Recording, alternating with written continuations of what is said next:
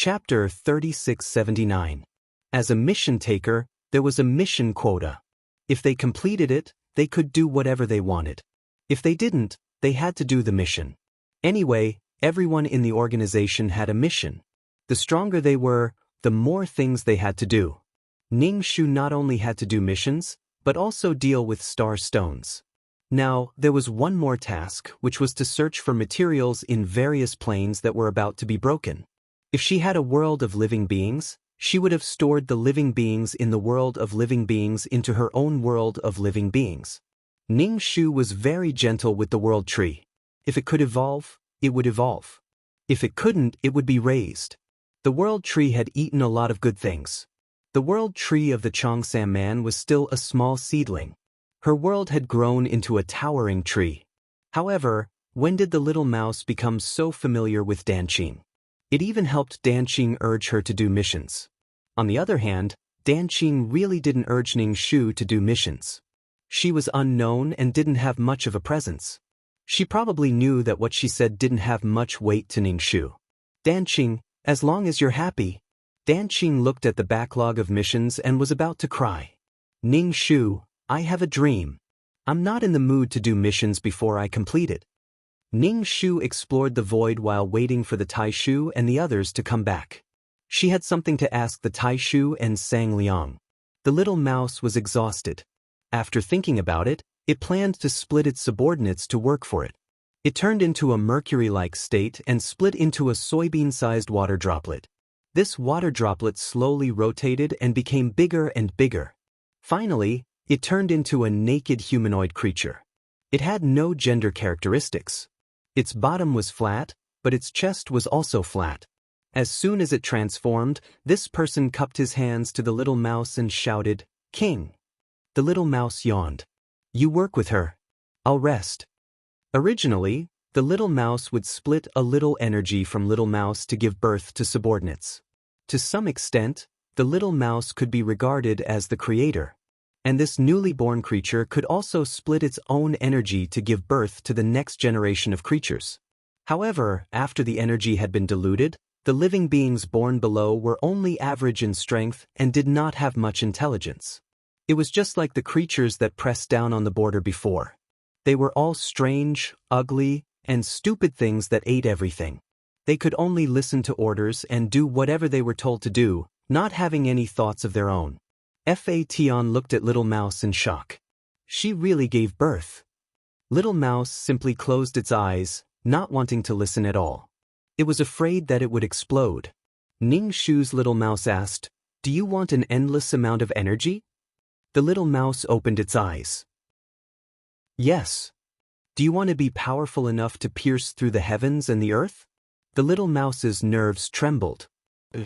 "Do you want to be fearless and do whatever you want?" The little mouse said hoarsely, "Yes." Ning Shu said, "Then split more of your subordinates to look for energy bodies with me, because I also want to." The little mouse raised its claws. "Fuck you." Next, this person with no personality would charge forward for Ning Shu. If there was any danger, he would step on the landmines. If there was any delicious food, he would quickly pick it. He was strong and healthy, and very loyal to carry out orders. The little mouse was actually very powerful. At least, she couldn't split into powerful and loyal subordinates. The first batch of people like this were the most powerful, loyal, and able to think independently with a bit of wisdom. They were indeed annoying locusts. With such subordinates, no matter where they went, nothing would grow. Ning Shu saw Senior Uncle and the silver-haired man from afar and shouted, "I'm collecting old props, new props, and second-hand heavenly materials and earthly treasures. You can exchange them for stainless steel wash basins." Ning Shu shouted as he walked towards the two. When Ning Shu shouted again, the two stopped and silently watched Ning Shu approach. Ning Shu said, "Are you going back? Let's go together." Senior Uncle and the silver-haired man didn't bother with Ning Shu and let Ning Shu follow behind them. Ning Shu narrowed his eyes at Senior Uncle. The silver-haired man followed Ning Shu's gaze and frowned. "Why are you staring at people like this?" Ning Shu said, "I'm not." The silver-haired man said, "If you want to look openly. Why are you staring at people's buttocks?" His thoughtful look really made people's stomachs feel uncomfortable. Ning Shu, do I have to look up and stare at the back of your head? Ning Shu shook his head. No, I don't stare at buttocks. I stare at the crotch. Senior uncle, who was walking in front, stopped with a mocking expression. Ning Shu said indifferently, your buttocks are drooping. Do a handstand for half an hour. Senior uncle glanced at her and didn't bother to pay attention to her. Ning Shu saw that they were about to leave him behind. Ning Shu said to the silver-haired man, I have something to ask you. Go to the consultation room.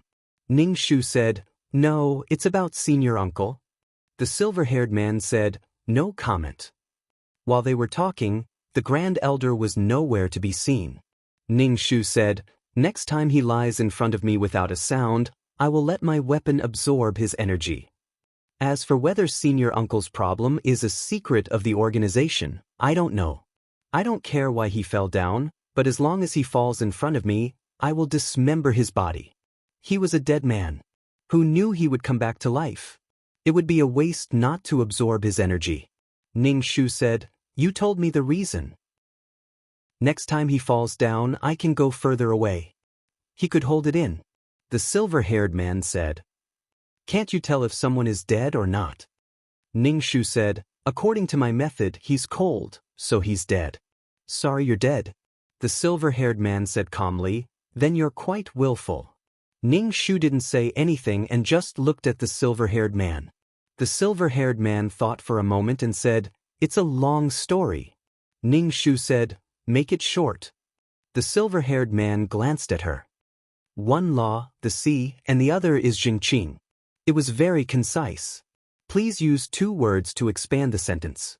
Ning Shu said, make it short. Hearing the name Jingqing after a long time, Ning Shu was in a daze for a moment, followed by a burst of irritation. Why was this guy still here? And he had something to do with senior uncle? There was no end to it. What were these 2 brothers doing? No matter what state Jingqing was in, as long as he didn't have anything to do with her, she would really bite Jingqing to death. How dare you steal my things? My family's belongings are gone, and the resources and money I saved for so long are gone. Ning Shu didn't doubt that Jingqing was alive. He even suspected that Jingqing was alive somewhere, or even by his side, searching his body over and over again. It was probably because senior uncle sacrificed Jingqing for the sake of the overall situation.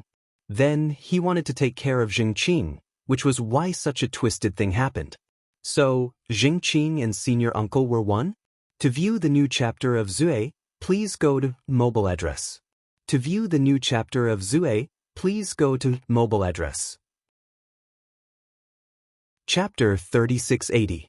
What kind of perverted operation was this? The elder brother merged his younger brother into his body. On the phone, this was something that only a pervert could do. Oh then he was suppressed and not allowed to come out. What kind of problem was this? Did he have nothing better to do? Ning Shu really did not understand this operation at all. Was it because of love? Since it was to save someone, why did he have to suppress it in his body and consume his own strength to suppress it? Ning Shu really had a big brain. Ning Shu grinned and looked at the silver-haired man, waiting for an explanation. The silver-haired man said, it's like this. It was an emergency that day. It won't happen again.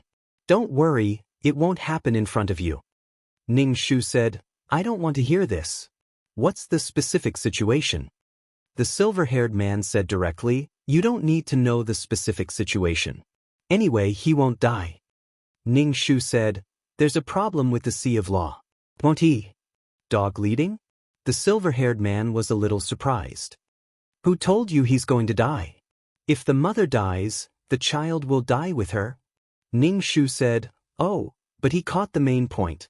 Die together? Even if they did not die together, there would be a direct impact. The reason why Jingqing was sacrificed was to create a new Sea of Law. On one hand, it might be because there were billions of planes. Jingqing said that if the Sea of Law was cut off from these planes, it might be less of a burden. On the other hand, if it was not serious, Jingqing would be sacrificed. The planes were important, but Jingqing treated the world like ants and did not care at all. It was like a high-level creature looking down on low-level creatures. Jingqing said that his elder brother was unwilling to sacrifice him for these low-level creatures. He also said that Taishu was doing it for his own survival. He said that Taishu was crazy. It was impossible for there to be no impact. Even if the silver-haired man said it casually, how could it be so serious that he wanted to kill his brother who climbed out of the Sea of Law naked? Jingqing was still in Taishu's body. He wanted to kill Jingqing one moment and protect him the next. If the situation was contradictory, it was exactly the same as Taishu's contradictory behavior. Because of this, Ning Shu felt that Taishu Jingqing's connection with the Sea of Law was probably not ordinary. Even if the Sea of Law collapsed, the Taishu wouldn't die, but the situation wouldn't be good. Could it be that he would die? Linking everything up, Ning Shu was 100% sure that Taishu and Jingqing would definitely be affected by the Sea of Law, and it would be a direct effect. Ning Shu basically understood, so he said, "Got it." The silver-haired man didn't know that Ning Shu was imagining so much. He didn't say anything to Ning Shu and left. Ning Shu stroked his chin and walked slowly as he pondered. Little Mouse let out a long sigh. Don't get close to smelly people. Just because you can't smell it doesn't mean that others can't. Ning Shu looked at the little mouse and asked, "What do you think is wrong with the Sea of Law? What other problems are there? The tides rise and fall, the grass wither and the grass flourish, the years change, birth and death are the unchanging rules. The Sea of Law is a dry well." Oh, Taishu wanted to dig a new well. What he was most confused about was why he didn't hesitate to create a new Sea of Law to save the one that was about to die. He even sacrificed a brother. Thinking about it carefully, it was like the ancient times when there was a shortage of food during natural disasters, and people were forced to eat their children. Ning Shu felt that if he were to ask Taishu Yi or the silver-haired man these questions, they wouldn't have any answers. He just casually asked the little mouse, thinking that the little mouse was a void creature. Maybe it knew, but it didn't matter if it didn't know. Little Mouse thought about it and said, "It's probably one with the Sea of Law." Void creatures are born from the heavens and the earth, but they are not purely born from the heavens and the earth. Some creatures are directly cut off from their mother's body, like the Heaven Punisher, who was born as an individual, like me. Ning Shu listened carefully. But there are still some who are connected to their mother, just like not cutting the umbilical cord. They are connected. Of course, each has its pros and cons. For those like us who are separated, life and death are up to fate. As for our future, it's all up to us. And those who are connected have the protection of their mother, and the mother provides them with strong and unparalleled power, like that person. Little Mouse rolled its eyes. But when the mother is hurt, he will inevitably be hurt, and it will affect him. If the mother dies, it can't provide him with strong power, and he will slowly enter a period of decline. Even if you rely on your own strength to survive, you can't resist the sanctions. Whether you have a mother or not, everyone's fate is the same. Who can resist the ruthless and tough sanctions? Little Mouse's tone was a little disappointed. It could split into countless subordinates, valiantly and spiritedly traverse the void, but when it came to being sanctioned, it could only cry. In the end, it couldn't escape fate. However, it gritted its teeth and said, "In the past, I wanted to directly destroy that pool of water several times, but I was blocked by an iron wall." That person is smart. Since the Sea of Law gave birth to a plane, he used the stronger ants of the plane to protect the Sea of Law. Little Mouse looked at Ning Shu with some pity.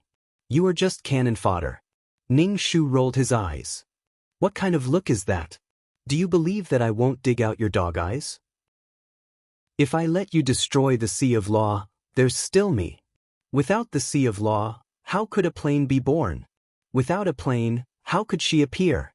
Even if she was born by her parents, there must be conditions and preconditions for her birth.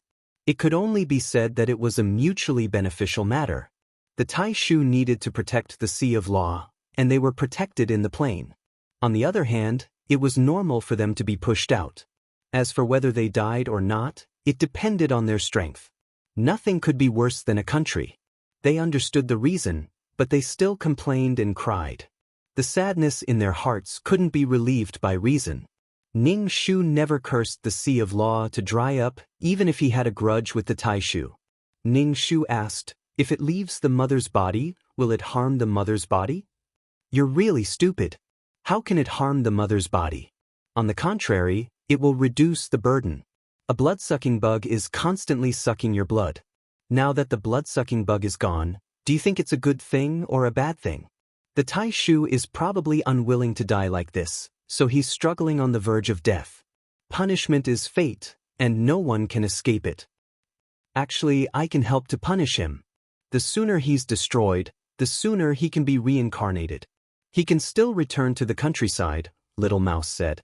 Ning Shu said, shut up. You feel uncomfortable if you don't cause trouble for a day, right? He didn't know if the little mouse was naive or heartless. He could laugh and say that he would help to destroy the Sea of Law. He probably destroyed too many things. He didn't care at all. /BK. Chapter 3681. Little Mouse said, why are you always guarding such a broken place? I'm a person who knows how to repay kindness. I'll take you to tour the void. The void is so big that I probably won't be able to finish traveling even if I die. Take Li Wen and live a carefree life. The more Little Mouse thought about it, the better it felt. It suggested to Ning Shu excitedly. Ning Shu looked at Little Mouse and did not say anything. Little Mouse felt that Ning Shu was probably moved and said, it's better to get rid of it as soon as possible. It's a mess anyway. Grand Uncle is now in a difficult position. Even if he wants to cut off contact with the Sea of Law, he might enter a period of decline. However, if he coexists with the Sea of Law, he will be affected by the Sea of Law. Therefore, no matter what choice he makes, he won't be able to escape the end of decline. Besides, your organization is used to protect the Sea of Law. As for protecting the plane, it's incidental. After all, without the plane, how can we choose an ant like you? We can't uproot the leek.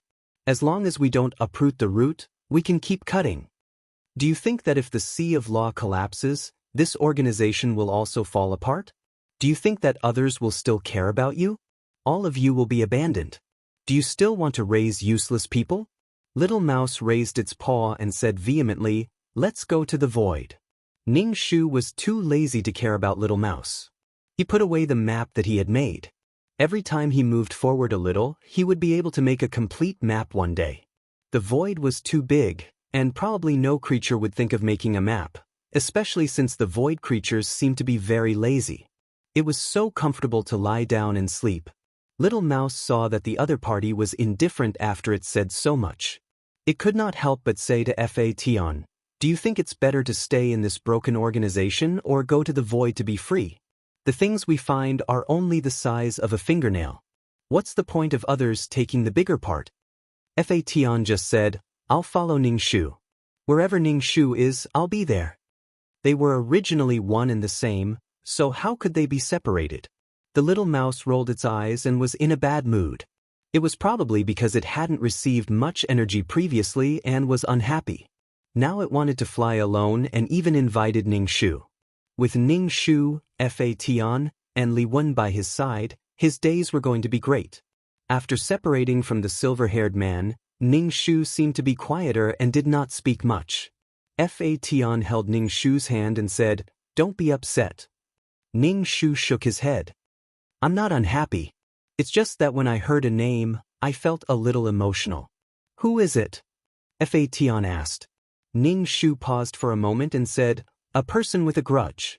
I thought he was dead, but I didn't expect him to still be alive. Since Zhengqing is still alive, does that mean that the matter of creating a new Sea of Laws has ended? Ning Shu felt that it was unlikely. The Sea of Laws was related to the interests and lives of too many people. Such a huge organization, including the Taishu and the Abyssal Prefect, all relied on the Sea of Laws.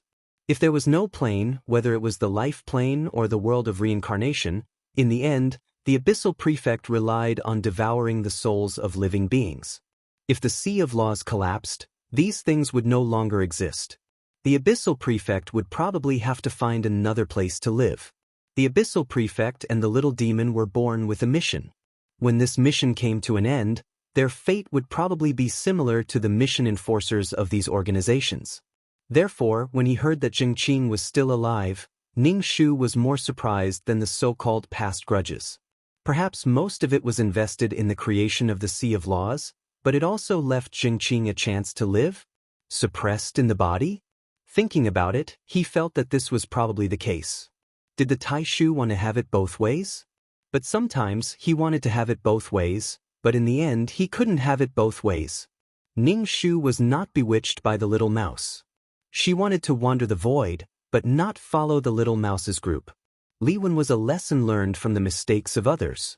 Sometimes, Ning Shu suspected that Li Wen was a little selfish because he couldn't stand the little mouse's subordinates. It was impossible to not be discriminated against in a large group of foreign races. Ning Shu asked the little mouse, "Do you know where there are energy bodies?" The little mouse said, "Icebergs, there are so many icebergs." "Tisk, it's too cold. Are there any other places?" When Ning Shu thought of icebergs, she felt that her teeth were about to freeze. Moreover, she couldn't cut through icebergs. Even weapons would be frozen. The first time was because she followed the grand uncle and the others, she was given an iceberg. Next time, there wouldn't be such a good thing. If she brought them to the destination, she wouldn't have any credit.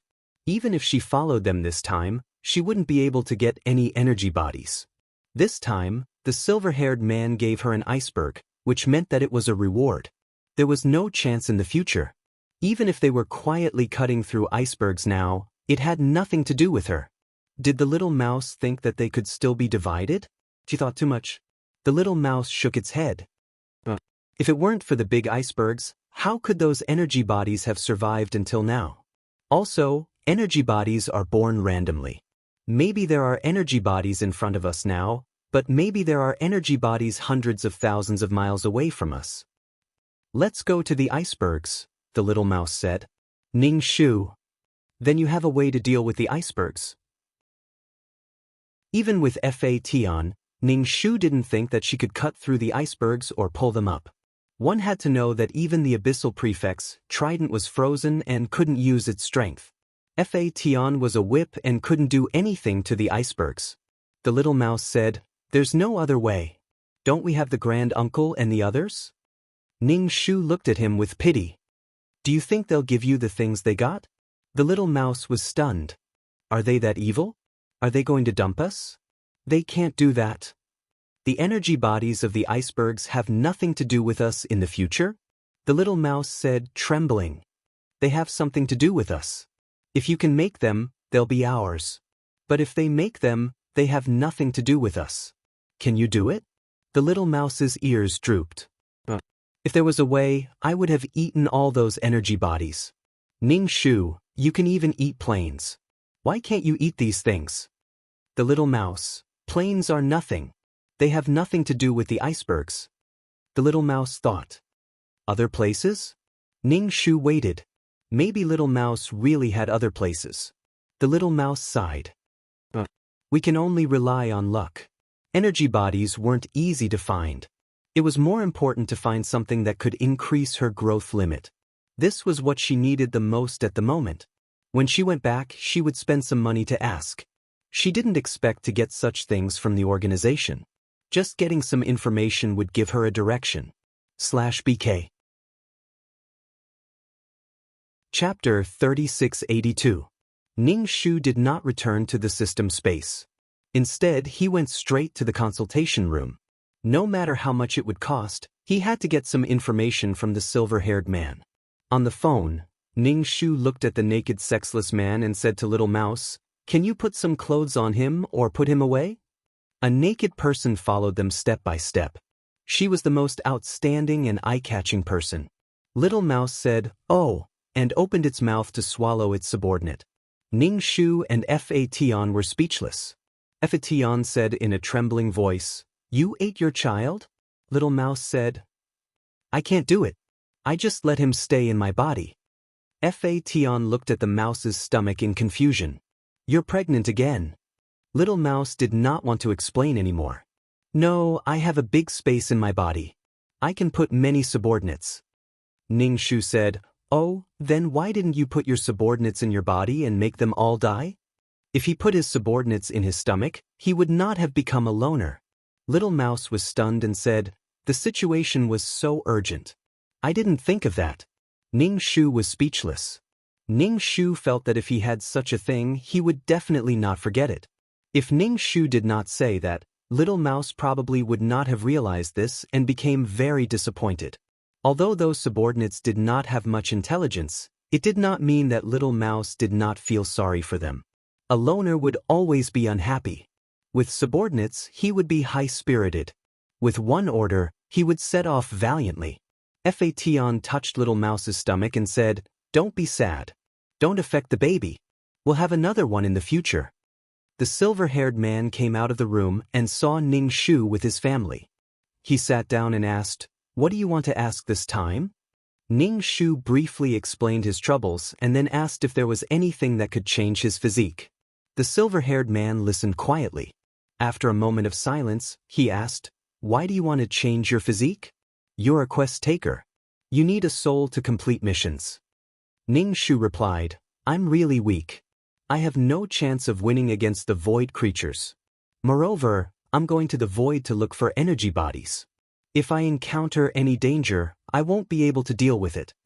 I think the mission is important, but looking for energy bodies and other things is equally important." The silver-haired man crossed his fingers and placed them on the thick book. He said, "Do you need energy bodies? Why are you looking for energy bodies? What are you doing?" Wasn't he asking the obvious? Ning Shu said, "To support the family and to look like the Sea of Law." The silver-haired man couldn't help but laugh. Ning Shu had never seen the silver-haired man laugh before. He had always been cold and quiet. When he laughed like this, he suddenly seemed a little more human. "Look at how much you hate him, yet you still want to help him find the energy body." Ning Shu unceremoniously rolled his eyes. "Hearing you say that, I suddenly don't want to look for it at all. I think for the big picture, we should let Tai Shu cut off his connection with the Sea of Law. This way, it can reduce the burden on the Sea of Law and allow it to last a little longer." Ning Shu simply wanted to look up to the sky and howl. Finally, there was a day when he could also stand on the big picture and make others give up and feel disgusted. The big picture, it was all for the big picture. "What the hell, you don't agree? This is for the big picture." The silver-haired man shook his head.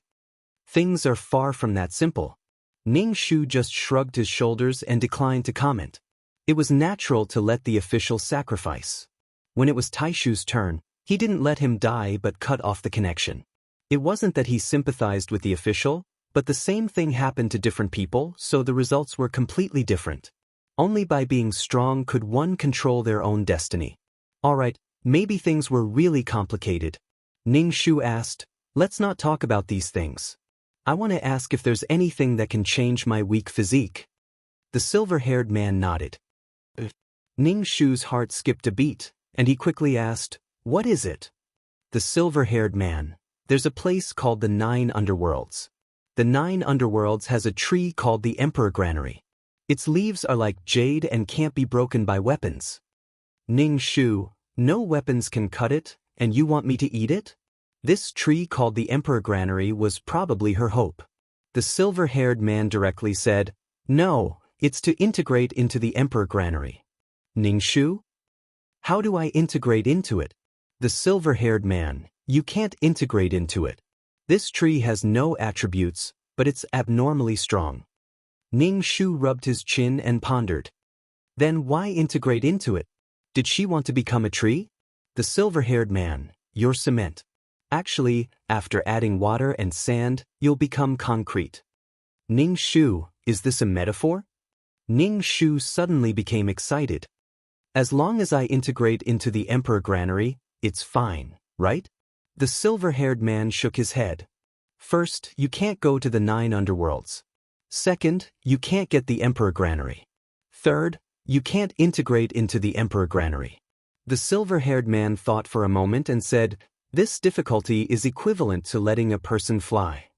Ning Shu was a bit disappointed. "Is it that difficult? How can it be easy to go against the heavens and change your constitution? You're a human, a human." Ning Shu sighed and asked, "Then can the creatures in the void lands integrate into the Emperor Granary?" The silver-haired man, "Why do you have to integrate into it? You'll change your constitution into a mess." Ning Shu, who didn't have a good constitution, felt really miserable. Ning Shu asked, "Where's the 9 underworlds?" The 9 underworlds is mobile. It's an independent space formed naturally. Ning Shu was expressionless. He sighed and asked, "How much?" 5 million. Ning Shu's heart was numb, but this information was worth 5 million. At least he had a direction to work towards. Ning Shu asked, "Besides the Emperor Granary tree, are there any other alternatives?" The silver-haired man, "No." Ning Shu transferred the money and took Fat out of the consultation room. The little mouse said, "Why did you integrate into that thing for no reason?" "Because I'm too weak. I have to find a way to become stronger." The little mouse glanced at Ning Shu. "You don't have to work so hard. With me around, no one can bully you." Ning Shu, that the most miserable thing was not being led on a strange path, but carrying a sword and riding a horse to the end of the world. In the end, a person said, "Girl, let's share this life together." Then he excitedly broke the sword and killed the horse. When he looked back, the person was gone. Ning Shu said, "Thank you." For such words, other than saying thanks, he didn't think of anything else. Ning Shu asked the little mouse, "Do you want to integrate into the Emperor Granary tree?" "I'd be crazy to integrate into that thing. If I integrate into it, I might lose the ability to split. Without the ability to split, I'll be useless. Maybe a new ability will be born because of the integration, but I don't want to take the risk. I advise you not to integrate into it either. Maybe you'll lose the will of death and get a useless ability." Ning Shu, who hadn't obtained the Emperor Granary yet, was worried about whether or not he could integrate. He was thinking too much. /BK. Chapter 3684. When fusing with the Emperor Granule, it would definitely be extremely painful. Ning Shu's teeth hurt a little. With the example of the past, she naturally had to hesitate a little. Hesitating my ass. Ning Shu didn't even have an Emperor Granule now. "Should I go to Tsinghua University or Peking University when I grow up?" The woman asked, "Do you want to fuse with the Emperor Granule?" Ning Shu nodded. "Yes, I haven't improved in a long time." The woman didn't comment. The human soul is shackled. The soul was Yin, and anything that was yang was especially harmful to the soul. Ning Shu asked, "May I ask what it's like to fuse with the Emperor Granule?" The woman became more and more indifferent. Pain, inner demons, and all my abilities were devoured by the Emperor Granule. It took a lot of effort to survive. Ning Shu felt sad. As long as you're alive, everything can start again. The woman shook her head. "You're thinking too much. The Emperor Granule can change one's physique. It took away my power, but it also changed my physique. I'm no longer a soul, so I can't do missions and start again." "I know what you're thinking. Since it changed my physique, it's a good thing. But I have a physique, and there's no possibility of me becoming stronger. My strength, the laws I comprehended, the rules I have, everything I have is gone." When the woman spoke, her voice was very forbearing. Obviously, she wasn't willing to become like this. Ning Shu was speechless. This was quite painful. The loss of fusing with the Emperor Granule was actually so great. This was completely like a lottery. No, even a lottery wasn't like this. It all depended on the fusion. One could become rich overnight, but one could also be like this woman, having nothing and even losing one's life. One could also live, but the fusion produced something useless. Ning Shu felt that there was probably a certain punishment in this. Just as the silver-haired man said, going against the heavens. This was no longer something that could be comforted by the philosophy of being willing to give up. This was a shocking gamble with one's life. Ning Shu was actually very afraid that his will of death would disappear after the fusion. The will of death was really a very powerful thing. With the will of death, Ning Shu felt that even the Taishu couldn't be bothered with him, unless it was something important. Perhaps it was too strenuous to kill it. As for the other mission enforcers, Ning Shu felt that not many of them would be able to kill her. It was not easy to obtain the will of death. He had only obtained it after dying once. Was he going to die again and lose it? Sigh, I don't even have anything to eat, yet I'm so conflicted.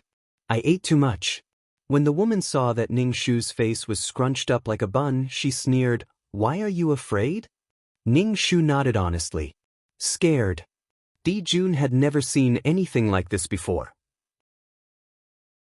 At this moment, Ning Shu could tell that this woman's emotions were somewhat unstable. The woman snorted. The worst outcome is to be like me. Death isn't scary. What's scary is living like this without any hope. Ning Shu asked, "Didn't you change your physique? Can't you cultivate?" The woman replied, "Yes, it changed my physique. I have a spongy physique and can absorb a lot of things."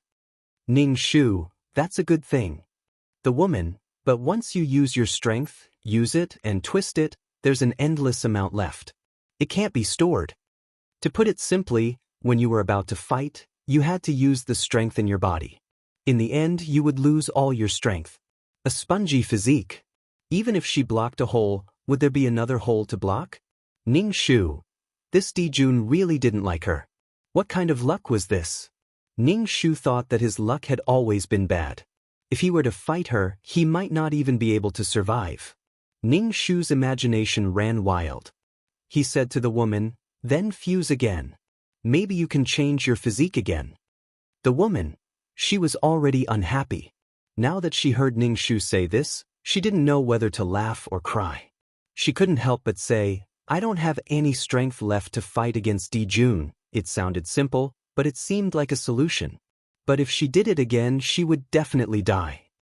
"I advise you not to fuse. It's too risky." The woman planned to send him off. Clearly, Ning Shu's visit made her unhappy. Ning Shu grunted. Whether I can find anything is still a question mark. Ning Shu asked, "I want to ask a question. Does Di Jun have consciousness?" The woman, "Every plant has a spirit. To fuse with it, of course, I have to erase some instinctive consciousness." Ning Shu asked, "But how did you decide to fuse with it? The risk was so big. How did she convince herself?" The woman said coldly, "Of course it's for strength, supreme strength. Some people will wonder what's the point of climbing up like this. It doesn't seem like there's any kinship, friendship, or love. Wrong. Only by being strong can I willfully have friendship and love. I can be friends with whoever I want. I'm not afraid that my lover will betray me. That kind of unparalleled dignity and confidence. No one can humiliate me or trample on me. There's no need to compromise. It's my choice to be a good person or a bad person. No one can interfere. This is how a person should be. I want to rest. You can leave." The woman's face was impatient. The word, "scram," was written all over her face. Ning Shu stood up and cupped his hands, thanking her. Then he left the thatched hut, looked back and teleported back to the system space. Little Mouse said to Ning Shu, "See? You still want to fuse with Di Jun. She won't die, but there's no hope. She doesn't dare to come out. She's afraid of death and there's no hope. TSK is it." Ning Shu, why did it sound like she was going to fuse immediately? "We haven't found anything yet. We'll worry about it when we find it." Little Mouse jumped up. "You still want to find Di Jun?" Fation held Ning Shu's hand and said, "Don't fuse. I don't want you to do that." Ning Shu didn't know what to say. "We'll talk about it when the time comes." Fation frowned and was a little unhappy. Ning Shu said, "Of course, I know you're doing this for my own good. I know what I'm doing." Fation originally wanted Ning Shu to make a promise, but he thought that it would probably take him a lifetime to find that thing. There was no hurry. The chat system rang. Ning Shu opened it. It was an unfamiliar number. The content was very arrogant. "Woman, come and see me." "Ning Shu, who is it?" Scram. Ning Shu couldn't be bothered to answer. The chat system rang again. "You're much more obedient now. I'm Liren. I've become a super task taker. I'm at your restaurant now. Come and see me." Ning Shu, Liren? Oh, Ning Shu suddenly remembered the trouble Liren had caused him before. He didn't want to see him at all. He asked, "What trouble did you cause again?" Liren, I didn't. I've become a super task taker. I can enter the law space. I can see you now. To view the new chapter, please go to mobile address. To view the new chapter, please go to mobile address. Chapter 3685. Ning Shu wasn't in the mood to see Liren. She just said, "Work hard then." Liren was a little anxious. "Aren't you coming? I'll wait at your restaurant." Ning Shu, "No, I'm not free. Just say my name after you eat. It'll be my treat." Liren, Liren, sorry I caused trouble. Ning Shu, oh. Then I won't go. Solve the problem you caused yourself. Do you want me to solve it for you? What was Liren doing? She wasn't an old mother who had to wipe Liren's butt all the time. Once was enough, but there wouldn't be a second time. Liren, that fuck, this woman is really... Liren suddenly couldn't find a reason. It wasn't easy for him to become a super task taker. He almost didn't have much time to rest. He just wanted to get stronger quickly.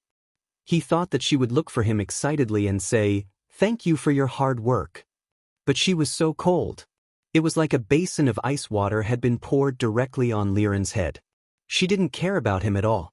This fact made Liren very uncomfortable. He felt that there was a deep abyss between them. Was it wishful thinking? Ning Shu really wasn't in the mood to see Liren. She happened to bump into Ning Shu when he was thinking about life. As for Liren becoming a super task taker, it would be much easier to see him in the future. But thinking about Liren's personality, Ning Shu really didn't like it.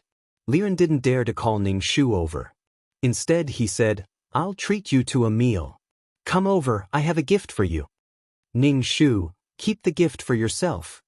Although Liren had become a super task taker, Ning Shu felt that Liren's family should be very thin. The last time he saw Liren, he was still an intermediate taskmaster. Now that he had become a super taskmaster, he was probably doing missions non-stop. Those who wanted her to become a super task taker were all poor. What could Liren have? Liren was speechless. He was really stubborn. Liren lowered his voice and asked, "Is the earthworm okay now?" Ning Shu said, "Not bad. I have a child now." Liren was speechless. There was really no way to continue this conversation. Liren was so anxious that he scratched his ears and cheeks. He said honestly, "I miss you. Don't you miss me?" Ning Shu, "It's all right." Liren asked, "Are you free now? Can you come over? I ordered a lot of things, it would be a waste if you don't come." "I know you are busy. You also need to rest." Liren didn't dare to talk loudly anymore. After all, the other party didn't pay attention to him at all. Liren kept sending messages, and the chat system kept ringing. His tone was low and submissive. Ning Shu couldn't help but laugh. Liren was much smarter now. If one method didn't work, he would change it. The difference in tone was like heaven and earth. Ning Shu held Fation's hand and said, "Someone is treating us to food." If he didn't go and see Liren, he probably wouldn't give up. He wanted to ask for praise and think that they had a close relationship. Actually, that wasn't the case. When Liren met more people and saw more, he wouldn't think so. Everyone had the mentality of admiring the strong. When Liren became stronger, that kind of admiration would fade a lot. Ning Shu's little mouse asked, "Are you going? Someone is treating us to food." Little mouse waved his hand. "No, what humans eat is trash. Is it better than energy bodies? If not, don't call me." He hadn't rested since he came back. He wasn't going to eat trash. Fation naturally had to go. He obediently followed Ning Shu to a restaurant in Water City. Walking into the restaurant, he glanced around and saw Liren. At the same time, he also saw someone he didn't want to see. Zhang Jiasen was sitting at the same table as Fation. They were even talking. It didn't seem like they were sharing a table. They knew each other. Why were the two of them together? Ning Shu narrowed his eyes. He held Fation's hand and turned to leave. He didn't want to see people he didn't want to see. Liren turned and saw Ning Shu's back. He was holding a child's hand. He didn't dare to recognize him, but he felt that he was very familiar. He quickly chased after him. Liren ran quickly and blocked Ning Shu's path. "It's you. Since you're here, why are you leaving? Liren lowered his head and glanced at Ying. Ning Shu asked. Ning Shu said calmly, I don't want to see another man. Liren was stunned. Oh, you mean Zhang Jiasen? He even knew his name. They really knew each other. Zhang Jiasen also came out. When he heard Ning Shu's words, he said, You're still so stubborn. Even if there are disagreements between us, it's not that serious. Ning Shu said coldly, I've always been open-minded when I encounter things, but that doesn't stop me from holding a grudge. You still dare to appear in front of me. But I'm quite surprised. Zhang Jiasen was like a tortoise. When he encountered danger, he immediately retreated. When the danger seemed to have passed, he immediately popped his head out. Did Zhang Jiasen think that others would lose their memories after a long time? Liren frowned and asked Zhang Jiasen, What's going on? Didn't you say that you were friends with Ning Shu? Liren's face was similar to Ning Shu's. It was quite likely that Zhang Jiasen had noticed him. Liren's sword-like eyebrows were raised high. Clearly, he was very dissatisfied with Zhang Jiasen's deception. He said to Ning Shu, How would I know that he had a grudge with you? Moreover, he's very familiar with your matters. He said that he was a friend, so I didn't think too much about it. Ever since he became a mission enforcer, Liren had been alone. When he met Zhang Jiasen by chance, they had a common topic, and that was Ning Shu. This made their relationship closer. Liren paid attention to Zhang Jiasen because he said that he was Ning Shu's friend. At this moment, Liren couldn't even be bothered to look at Zhang Jiasen. Liren's gaze kept drifting to Fa Tian. Fa Tian grabbed Ning Shu's hand tightly and leaned against Ning Shu's side. His head leaned against Ning Shu's arm, and his lips curled up, silently laughing at Liren. Liren was speechless. Even though he was treated like this, Zhang Jiasen's expression didn't change. Our teeth and tongues are still clashing, let alone friends. I've always treated Ning Shu as a friend. In my heart, I've always treated him as a friend. Ning Shu didn't even look at him. She didn't have the habit of making herself feel disgusted. She held Fa Tian's hand and left. Liren was very unhappy. You're already here. Why are you leaving just like that? I didn't know that you hated him so much. You didn't even tell me, so how would I know? Zhang Jiasen, who was being despised, didn't feel embarrassed at all. It was as if they weren't talking about him. I'm sorry, then I'll leave first. You guys have a good time together. Look at how beautifully he said it. He was obviously being despised, but he took the initiative to leave. How magnanimous and sensible. Ning Shu felt that Zhang Jiasen was still afraid. Chapter 3686. Liren felt that Zhang Jiasen was quite sensible and knew how to conduct himself well. Zhang Jiasen left without any hesitation. Ning Shu looked at Zhang Jiasen's back view. She was flipping through the small notebook in her heart. She clearly remembered what Zhang Jiasen had done. Find a chance to take revenge. If Zhang Jiasen did not appear, she would not have remembered. What was Zhang Jiasen doing? To make his presence known, she suddenly remembered what Zhang Jiasen had done to her. He ran pretty fast. Next time, I'll just pull him into the void and kill him. The Lost City did not allow fighting, and the void did not care. Ning Shu's heart stirred. If Zhang Jiasen appeared in front of her again, she would definitely grab the opportunity. Liren said, The annoying people are all gone, so let's eat? Ning Shu said, Eating is not important, work hard, becoming a super mission enforcer is nothing. Next, you have to comprehend the laws and rules, there is not much time. The current situation in the Sea of Law did not allow Liren to take his time leisurely. Once the Sea of Law fell apart, the organization would also fall apart, and these mission enforcers would live and die peacefully. The purpose of the mission enforcer's existence was to protect the Sea of Law. Liren said, I know, let's go in and eat. Seeing that Liren did not like to hear it, Ning Shu shut up. Liren felt wronged in his heart. He had not done anything recently, and did not have much time to rest. He had become a super mission enforcer, but in the end he still said the same thing. Was it that difficult to praise him? Ning Shu brought Fa Tian into the restaurant and sat down. The table was filled with dishes, it was extremely sumptuous. Not long after sitting down, Liren could not hold it in anymore. Ning Shu asked, "Who is this child?" Tian immediately said, "I am his child." Hearing that, Liren could not help but question Ning Shu. "How many children do you have?" Ning Shu put down his chopsticks. "Can't you eat properly?" If Liren didn't throw a tantrum for a while, he would feel uncomfortable in his heart. Ning Shu didn't want to eat something and leave on bad terms. It especially affected one's mood. Liren took a deep breath. "This child, where did you pick him up?" Liren knew how he was born and why this woman loved to pick up things. Most importantly, he picked it up and threw it away without any mercy. "Heartless." Ning Shu said, "This is my future comrade, a weapon in human form." Liren nodded and picked up some food for Tian.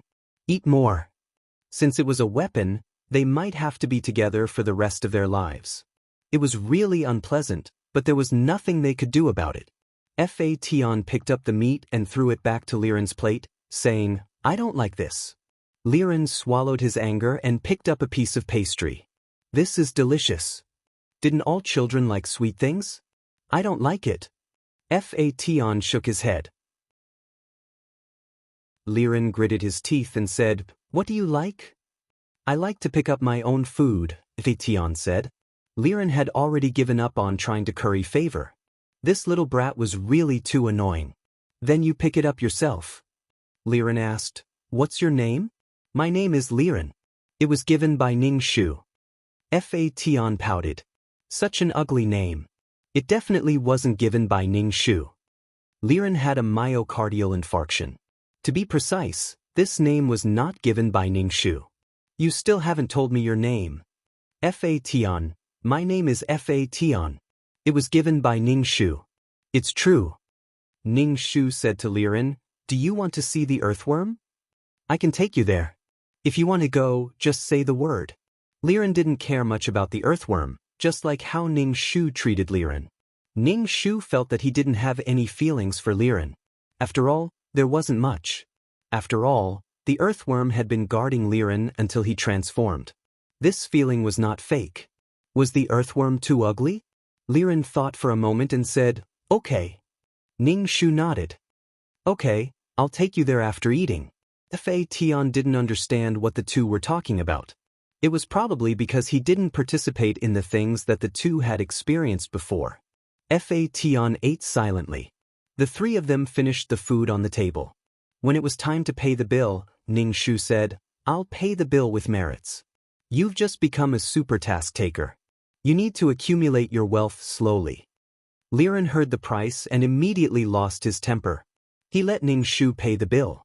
He felt a little embarrassed. He called people over to eat and it was still a woman who paid the bill. Tian, who was straight, felt very humiliated. How could a woman pay the bill? After paying the bill, Ning Shu opened the world of samsara. A black hole appeared in front of the three of them.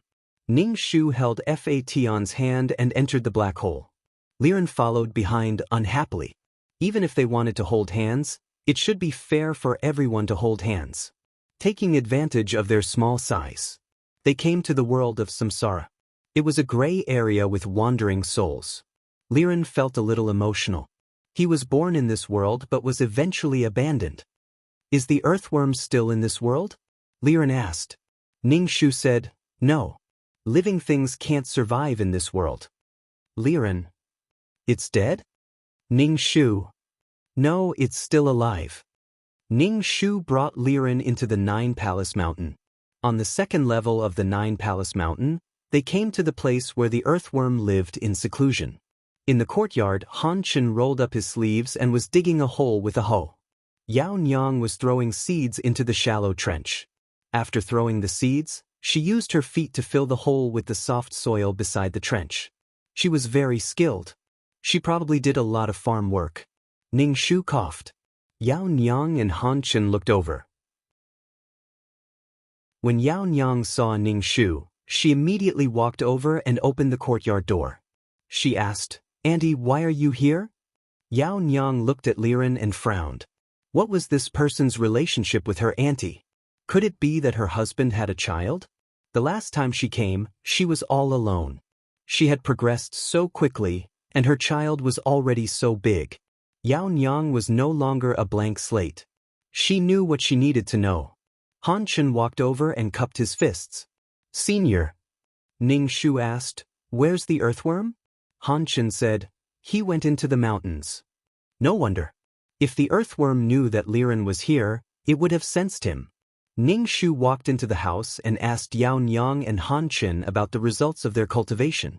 Due to her natural constitution, Yao Nyang's cultivation was slower than Han Chen's. Moreover, Han Chen already had a foundation and had cultivated before. He had already condensed his aura. Yao Nyang couldn't help but ask, "Auntie, who is this child?" She didn't directly ask who the man was. Instead, she asked about the child. Ning Shu was also very tired. "This is my child. He's a weapon that has taken human form." "Oh," Yao Nyang replied, and her gaze shifted back to Li Ren. Liren wanted to see how Ning Shu would introduce him. Ning Shu said, "He's a colleague.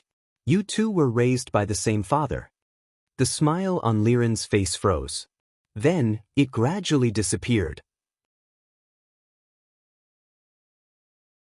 Chapter 3687. Liren felt that their relationship wasn't like that between husband and wife, so they shouldn't be so distant. Colleagues, Liren was very annoyed. What was this woman trying to do? He treated her as the closest person in his heart, but in the end, it was just wishful thinking. Liren immediately pulled a long face and pulled a long face for Ning Shu to see. Ning Shu only glanced at Liren and couldn't be bothered with him. He could pull a long face as he liked. Liren looked at Ning Shu's indifferent expression and became even angrier. Was this woman's heart made of iron? Was she angry at him for having a relationship with Zhang Jiasen? In all honesty, it was Zhang Jiasen who took the initiative to come over. Who knew that there was a grudge between the two of them? If Ning Shu told him everything and knew about her, he wouldn't have been in contact with Zhang Jiasen.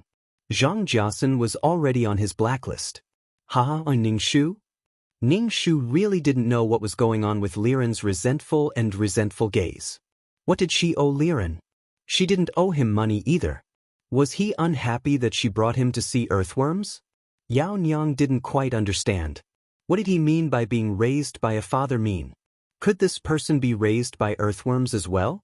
As soon as the late earthworm got home, he felt a familiar aura before he even entered the house. His heart skipped a beat, and he wriggled his body into the house. His tail was dragging a bloody wild boar.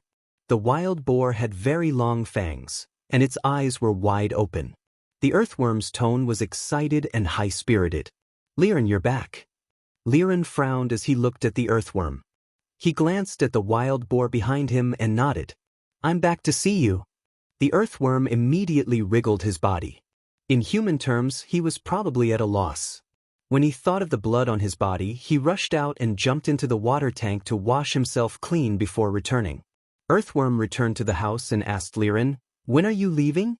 How long have you been back? How strong are you now? Have you adapted to not having a body?" The earthworm had deep feelings for Liren.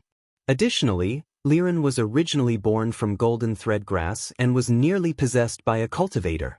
After being rescued by Ning Shu, the earthworm took care of him. The earthworm was full of worship for the golden thread grass, and also felt like an old father to Liren. As soon as it saw Liren, it asked a lot of questions.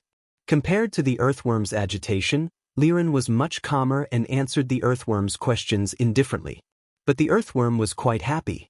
Yao Nyang, who was watching from the side, felt very uncomfortable.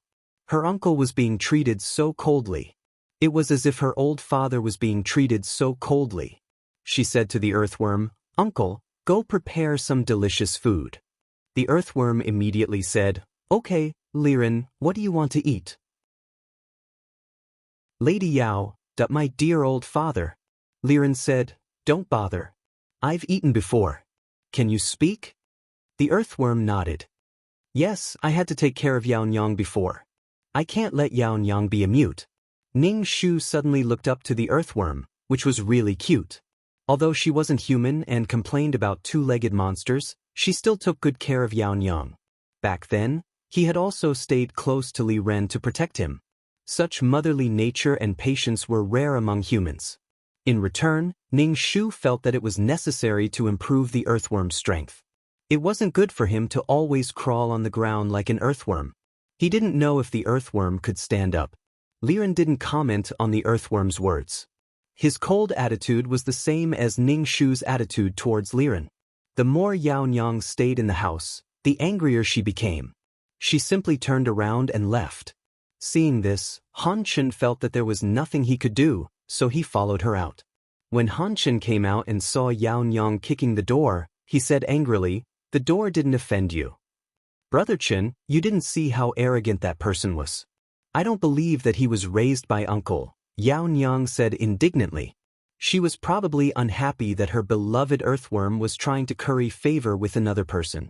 More importantly, the other party didn't appreciate it.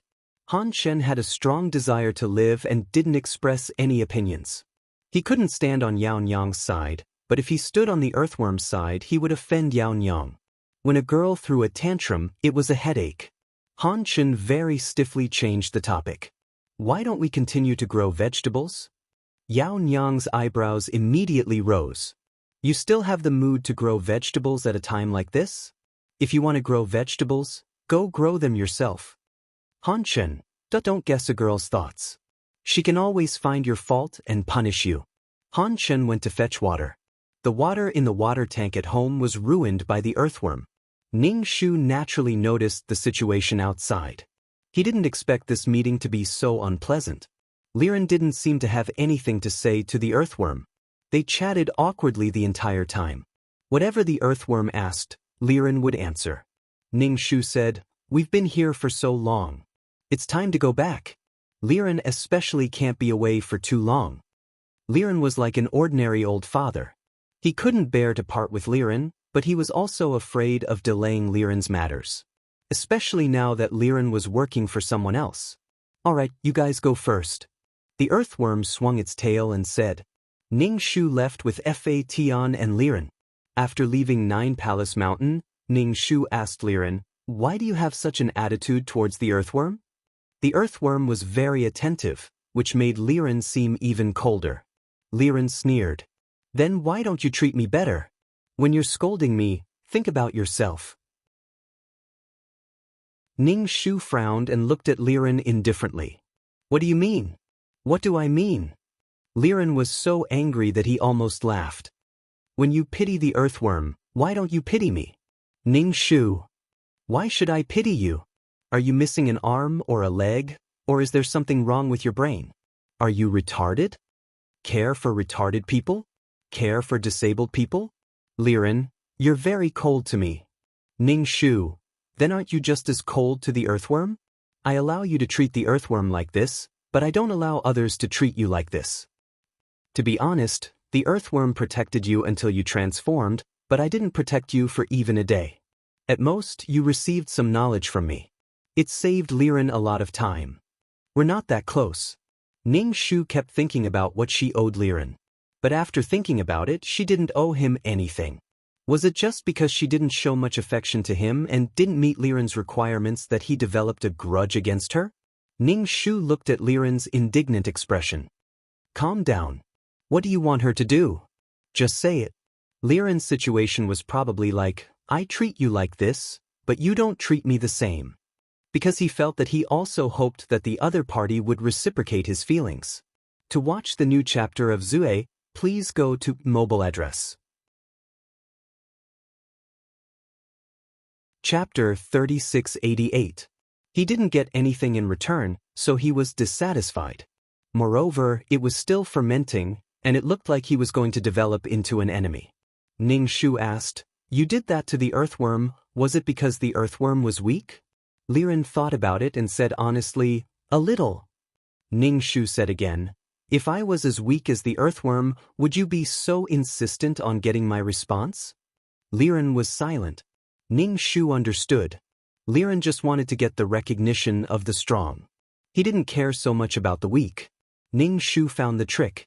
It was probably because he chose the Thunder Beast and not Liren, which made Liren feel that he wasn't strong enough. Therefore, he was insistent on getting her recognition and making her accept that he was wrong. "If I had to do it again, I would still choose the Thunder Beast." Of course, Ning Shu wouldn't say this out loud. Since Liren had this request, she would fulfill it. Ning Shu said directly, "You are very strong, much stronger than me. You became a super task taker so quickly. It was much more difficult for me at that time." Liren heard what he wanted to hear the most, but he felt uncomfortable. There was an indescribable irritation. He had achieved his goal, but he felt that something was wrong. The corner of Fation's mouth twitched as he glanced at Liren. Idiot. Strength was one's own. Why did he have to suppress others and make them admit that he was very strong? Was there something wrong with him? Strength was something that could be hidden and revealed little by little. The praise he received was much better than suppressing others and saying that he was very strong. Heaven Conqueror, do you think I'll keep saying that I'm strong? I was very weak, okay? I needed love. Who would like to make themselves look like an impenetrable fortress? The more powerful one was, the more things one could do, alright? Fation liked to walk around with Ning Shu. He didn't look forward to fighting. Ning Shu saw that Liren's face was still gloomy. She had already said what Liren wanted to hear. If he was still unhappy, then there was nothing she could do. Ning Shu still regarded Liren as a junior in his heart. Moreover, he was a junior in the second stage of middle school. He would not quarrel with him for no reason. As for the younger generation, he should be more tolerant. Ning Shu encouraged Liren. Keep working hard. You will surpass me soon. Your future is brighter than mine. Since Ning Shu liked to listen to compliments, it was just a matter of a few sentences. He wouldn't lose anything. Ning Shu was willing to put down his pride. As for the woman that Liren mentioned, Ning Shu could only chuckle. Liren faintly glanced at Ning Shu. At this moment, the gloominess in his heart dissipated a bit. At the very least, he was no longer gnashing his teeth. He faintly said, "I want to go back." Ning Shu nodded and left the world of samsara with Liren. The three of them came out of the black hole and stood on the bluestone slabs. Liren was about to leave. Ning Shu said to him, "Stay away from Zhang Jiasen. He is scheming and evil. Be careful not to be tricked by him." He was like a poisonous snake lurking in the grass. He was secretly waiting for the right time to reveal his poisonous fangs. Liren was a little impatient. Am I that stupid?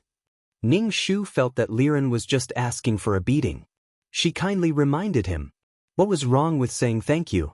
Liren's attitude made the person who reminded him very unhappy. Ning Shu's face became cold at a speed visible to the naked eye. It's good that you know it in your heart. Seeing Ning Shu like this, Liren could only soften his tone. I know. Ning Shu rolled her eyes in her heart. What did Liren want? Why did he have to make people so unhappy, and then he came to make up for it? After all, he was a super task taker. Ning Shu couldn't help but ask, how did you do the task? She didn't want to admit that Liren had inherited the knowledge from her. Liren, isn't it very simple? If the client has a wish, then it's done. It's so simple.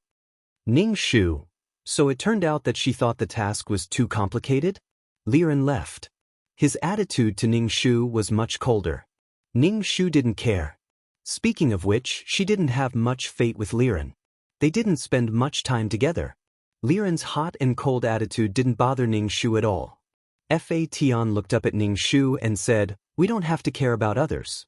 As long as we're happy, it's fine. Ning Shu. I'm not unhappy. Could it be that in Fation's heart, she was a resentful woman who washed her face with tears all day long?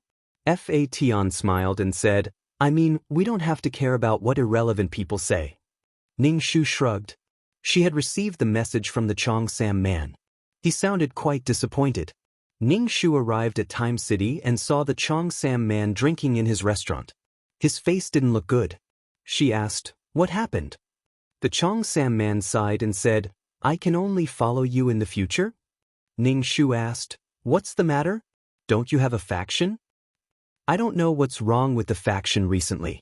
It's suddenly disbanded. It's not really disbanded, but a lot of people were kicked out. It's embarrassing. I was also kicked out. Ning Shu was a little surprised. Why did they kick you out? The Cheongsam man, I don't know either. I asked and they said it was an adjustment. Did something happen? The Cheongsam man Ning Shu asked. Ning Shu shook his head. I didn't join any faction, so I don't know. Ning Shu wasn't sensitive to the faction problems in the organization. He was alone. Ning Shu felt that it was very likely that the situation in the Sea of Law was not good, causing the big shots of these factions to start saving themselves. For some mission enforcers who were not strong enough, the faction directly kicked them out. Then, those who were left behind were all trustworthy and powerful people. But the problem was that no matter how weak they were, if there was really a problem in the Sea of Law, these people who were not strong enough would still be a force. To put it bluntly, they could be used as cannon fodder. The organization was about to fall apart, and when the tree fell, the offspring would scatter. However, Ning Shu didn't understand what these people were thinking. They probably had other ideas. Ning Shu didn't know how to comfort the Cheongsam man, probably because he looked down on the Cheongsam man's strength. This was a little embarrassing. The Cheongsam man said, I'll follow you from now on. Ning Shu waved his hand. Forget it, I can't control you. It was already difficult to control himself, and he still had to bear a responsibility, which was a little difficult. Ning Shu said, if you have anything in the future, you can look for me. If I can help you, I will try my best to help you. I will not establish a faction. The Cheongsam man nodded his head. I have a feeling that a storm is coming. Is something going to happen? As an ant attached to this tree, he was probably the first to feel the unusual atmosphere. If there was any movement from above, the people below would instinctively be timid and worried. Ning Shu could only say, if the sky falls, there will be someone tall to hold it up. There's no use for you to worry. Maybe the faction is too messy, so the organization has been reorganized. The Cheongsam man thought about it and agreed, Heroine, I'll follow you from now on. To view the new chapter of Zue, please go to mobile address. To view the new chapter of Zue, please go to mobile address.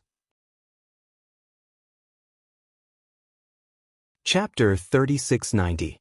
Ning Shu had deep feelings for the peerless martial art. Moreover, it was a world of faith. If possible, Ning Shu still hoped that the peerless martial art could accompany him for a long time. Damn, the book was deformed from licking. Fuck off, it was time for Li Wen to take the little mouse. After finding Li Wen, the little mouse did not pester Li Wen.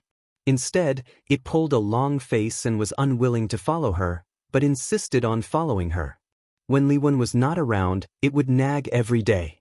Now that it had found her, it quickly cultivated their relationship.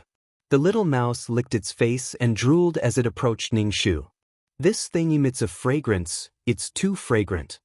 Ning Shu did not know if it was fragrant or not, but now the book was filled with the smell of the little mouse's saliva. Ning Shu originally wanted to let Fa Tian smell the fragrance, but when he thought of the smell of the little mouse's saliva, he did not make things difficult for Fa Tian. What fragrance? It seemed that he had to keep the peerless martial art close to him. Crazy and heartless. If he had come back a little later, maybe Little Rat would have already eaten the peerless martial art. The little mouse said, anyway, it's very fragrant. It smells like an energy body. Do you want it? If not, I'll eat it. Ning Shu's heart skipped a beat. The smell of an energy body, could it be the energy body of the iceberg from before? Could it really have been absorbed by the peerless martial art and buried deep underground? She had said that the amount of energy bodies was pitiful. Of course, this matter could not be kept a secret. It had already been handed over, and whether it was inside or not was still unknown. Ning Shu directly rolled his eyes at the little mouse. You're probably hallucinating from hunger. This is a book, how can it have a fragrance? There must be something wrong with your nose. Even Fa Tian did not smell it, but you did. Tell me, are you normal or not? The little mouse retorted, I clearly smelled the fragrance. You don't have this thing to cultivate now, so what's the use of keeping it? You might as well give it to me. Scram, this is mine, I want to keep it. If you say it's useless, then it's useless. I think it's very useful. Ning Shu set up a small barrier around the peerless martial art. He covered the aura of the peerless martial art to prevent it from leaking out. Most importantly, the little mouse had a dog's nose and could smell it. Although he didn't know what kind of situation a peerless martial art was, it was definitely a good situation. Maybe there were many energy bodies inside. Just the thought of it made Ning Shu feel like she was bubbling with joy. He warned the little mouse again, "Be careful and don't touch my things. Otherwise, don't stay in my place. Go find Li Wen. You were afraid of disturbing Li Wen, but now you're disturbing me." Ning Shu didn't like the little mouse at all. It actually licked her things. Even if there were no energy bodies inside, Ning Shu wouldn't allow the little mouse to spoil her peerless martial art. The peerless martial art was covered by the barrier, and the tempting smell of vitality couldn't be smelled. Only in the system space, there was still a faint smell. The little mouse was very sure that the smell came from the book. It still wanted to say something, but Ning Shu glared at it. "Maybe it's because my world is developing like a living world, so there's vitality. I have to make a world so that I can have a place to stay in the future." Ning Shu said. The little mouse asked, "Don't you have the world of reincarnation? How big is your body? Why do you need so many places to stay?" Ning Shu said, "That's why you're uncultured. Have you heard of the saying that a crafty rabbit has 3 burrows? The little mouse sniffled. "You're a crafty rabbit?" Oh, unable to smell the smell, the little mouse didn't want to eat anymore. It was very disappointed. Ning Shu looked at the little mouse. She was quite worried that the little mouse suddenly came back to its senses. It might have something to do with the energy bodies, but it seemed that it hadn't reacted yet. Ning Shu said to the little mouse, "Don't you want to go and see Li Wen? Maybe Li Wen has taken control of the city and disappeared again." When the little mouse heard this, it immediately jumped up and ran away. Ning Shu was speechless. There was no psychological burden at all. The little mouse didn't realize that she was trying to send it away.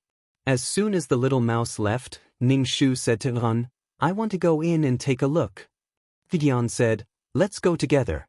In case there's any danger inside, I'm your weapon." Ning Shu thought that it was right. If he had a weapon, he should wear it close to his body. Ning Shu said to Fatian, "You'd better turn back to your original form." Fatian turned into a black whip with a faint luster and wrapped it around Ning Shu's waist. Ning Shu entered the peerless martial art and repaired the enchantment. She didn't want Little Rat to run back and eat the peerless martial art again while they were inside. The ultimate martial arts was a space after all. The space was like a biscuit in the little mouse's mouth. A space that was more solid was probably compressed biscuits. As soon as Ning Shu entered the peerless martial art, he felt a strong sense of vitality rushing towards him. The world was shrouded in fog, and the dense vitality was in the fog. The entire world was shrouded in fog. Ning Shu was speechless. "I wanted to look for the energy body, but I couldn't see anything in this vast expanse of whiteness." Ning Shu touched the ground under his feet. The soil was moist, and there were puddles in some places. The water contained vitality energy. In this situation, how was she going to find the energy bodies?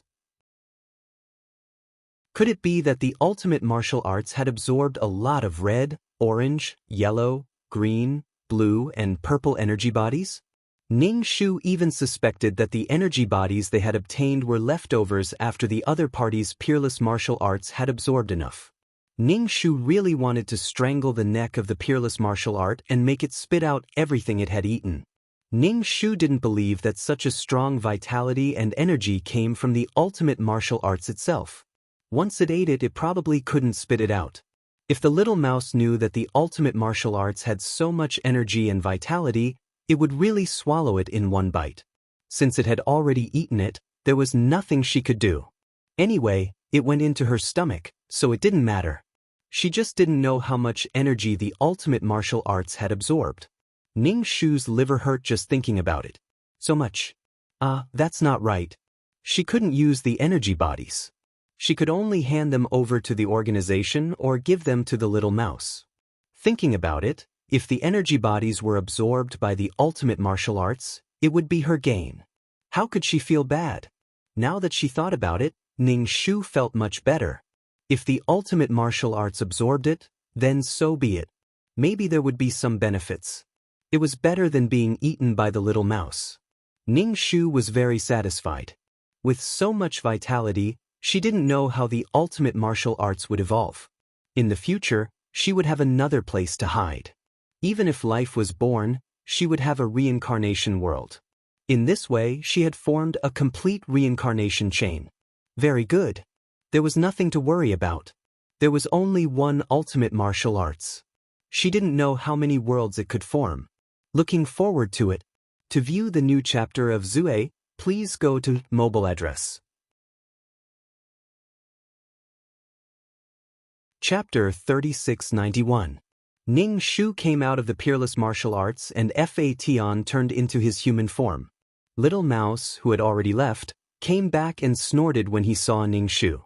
Ning Shu smiled at Little Mouse and said, "Little brother, I have something to tell you." Little Mouse took a deep breath and looked at Ning Shu. "Just in time, I also have something to tell you." Ning Shu said in a light tone, "Then you go first."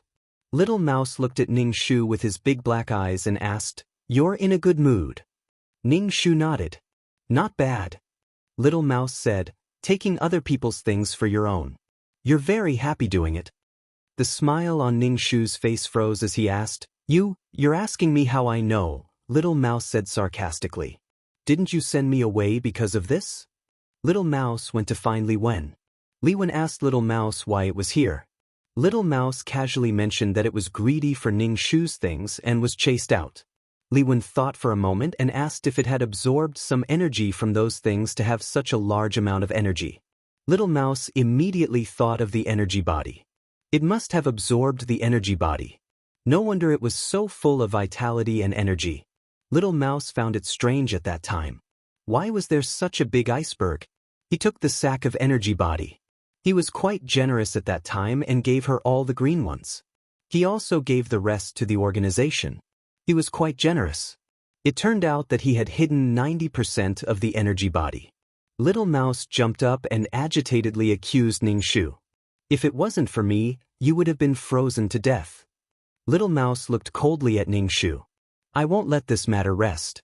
I won't leave out anything that belongs to me. I was the one who brought you to this place. You said you would give me a share, but this is what you did. You secretly took everything. I misjudged you." Ning Shu said, "Don't be so agitated." Little Mouse was very sad and looked at Ning Shu with dissatisfaction. "You fucking hid so many things. You don't want others to be agitated. You're really disgusting." Little Mouse's black eyes were filled with coldness. He revealed the ferociousness of a void creature, snatching food from the tiger's mouth. And the tiger was showing its might. Ning Shu calmly looked at Little Mouse.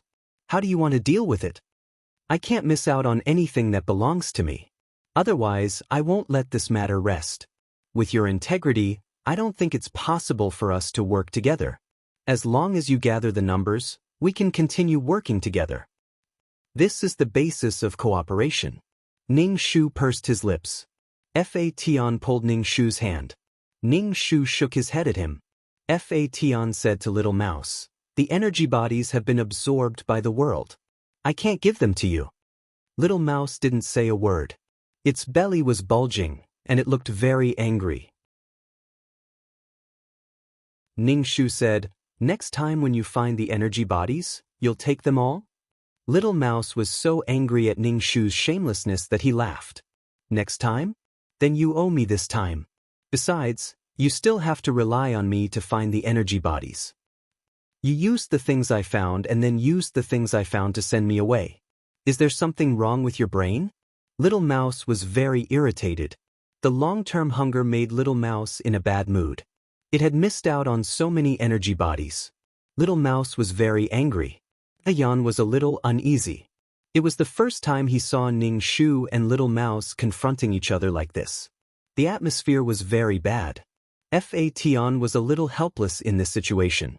He said to Little Mouse, "She didn't do it on purpose. Let's forget about it this time." "It's easy for you to say that. Forget it. You shouldn't let me forget it. You should let her do something." Little Mouse was even angrier. He was still being unreasonable. Tian spread his hands and said honestly, "Don't be angry. Don't affect the baby. If you're angry, she won't be able to give you anything." Ning Shu was speechless. Little Mouse was speechless. The atmosphere was stagnant for a second. Ning Shu took out his ultimate martial arts and said to Little Mouse, "The energy bodies have been absorbed by the world. I really didn't know about it beforehand. I can't refute this. There's a rich vitality and energy inside. You can absorb it. However, I have a request. You can absorb the energy, but you can't damage my world. However, you can only absorb half of it. I still have to hand over the other half," Ning Shu said. Little Mouse laughed out loud. "You'll hand it over? Why wouldn't I? We agreed to hand over half. Rather than absorbing all of it, he would rather hand over half to the organization." Thian looked at Ning Shu and whispered, "Ning Shu?" Little Mouse looked at the ultimate martial arts and was a little hesitant. "You're really letting me absorb it?" Ning Shu nodded. "Yes, sir." Little Mouse sneered. "Do you think that I won't absorb it if you act like this?" Ning Shu shook his head. Ning Shu had completely calmed down. Fatian said, "Don't absorb it. It's fine if you don't take a bite. However, this world is going to become a world of living beings." Little Mouse said directly, "The world of living beings has nothing to do with me. It's not my world of living beings. It's just an ant-like place. What does it have to do with me? I didn't care about it in the past. Some things can be forgotten. However, you're cheating me over such a big matter." "Hee hee." Ning Shu looked at Little Mouse. "Stop talking. Absorb it. After you absorb it, I still have to hand it over.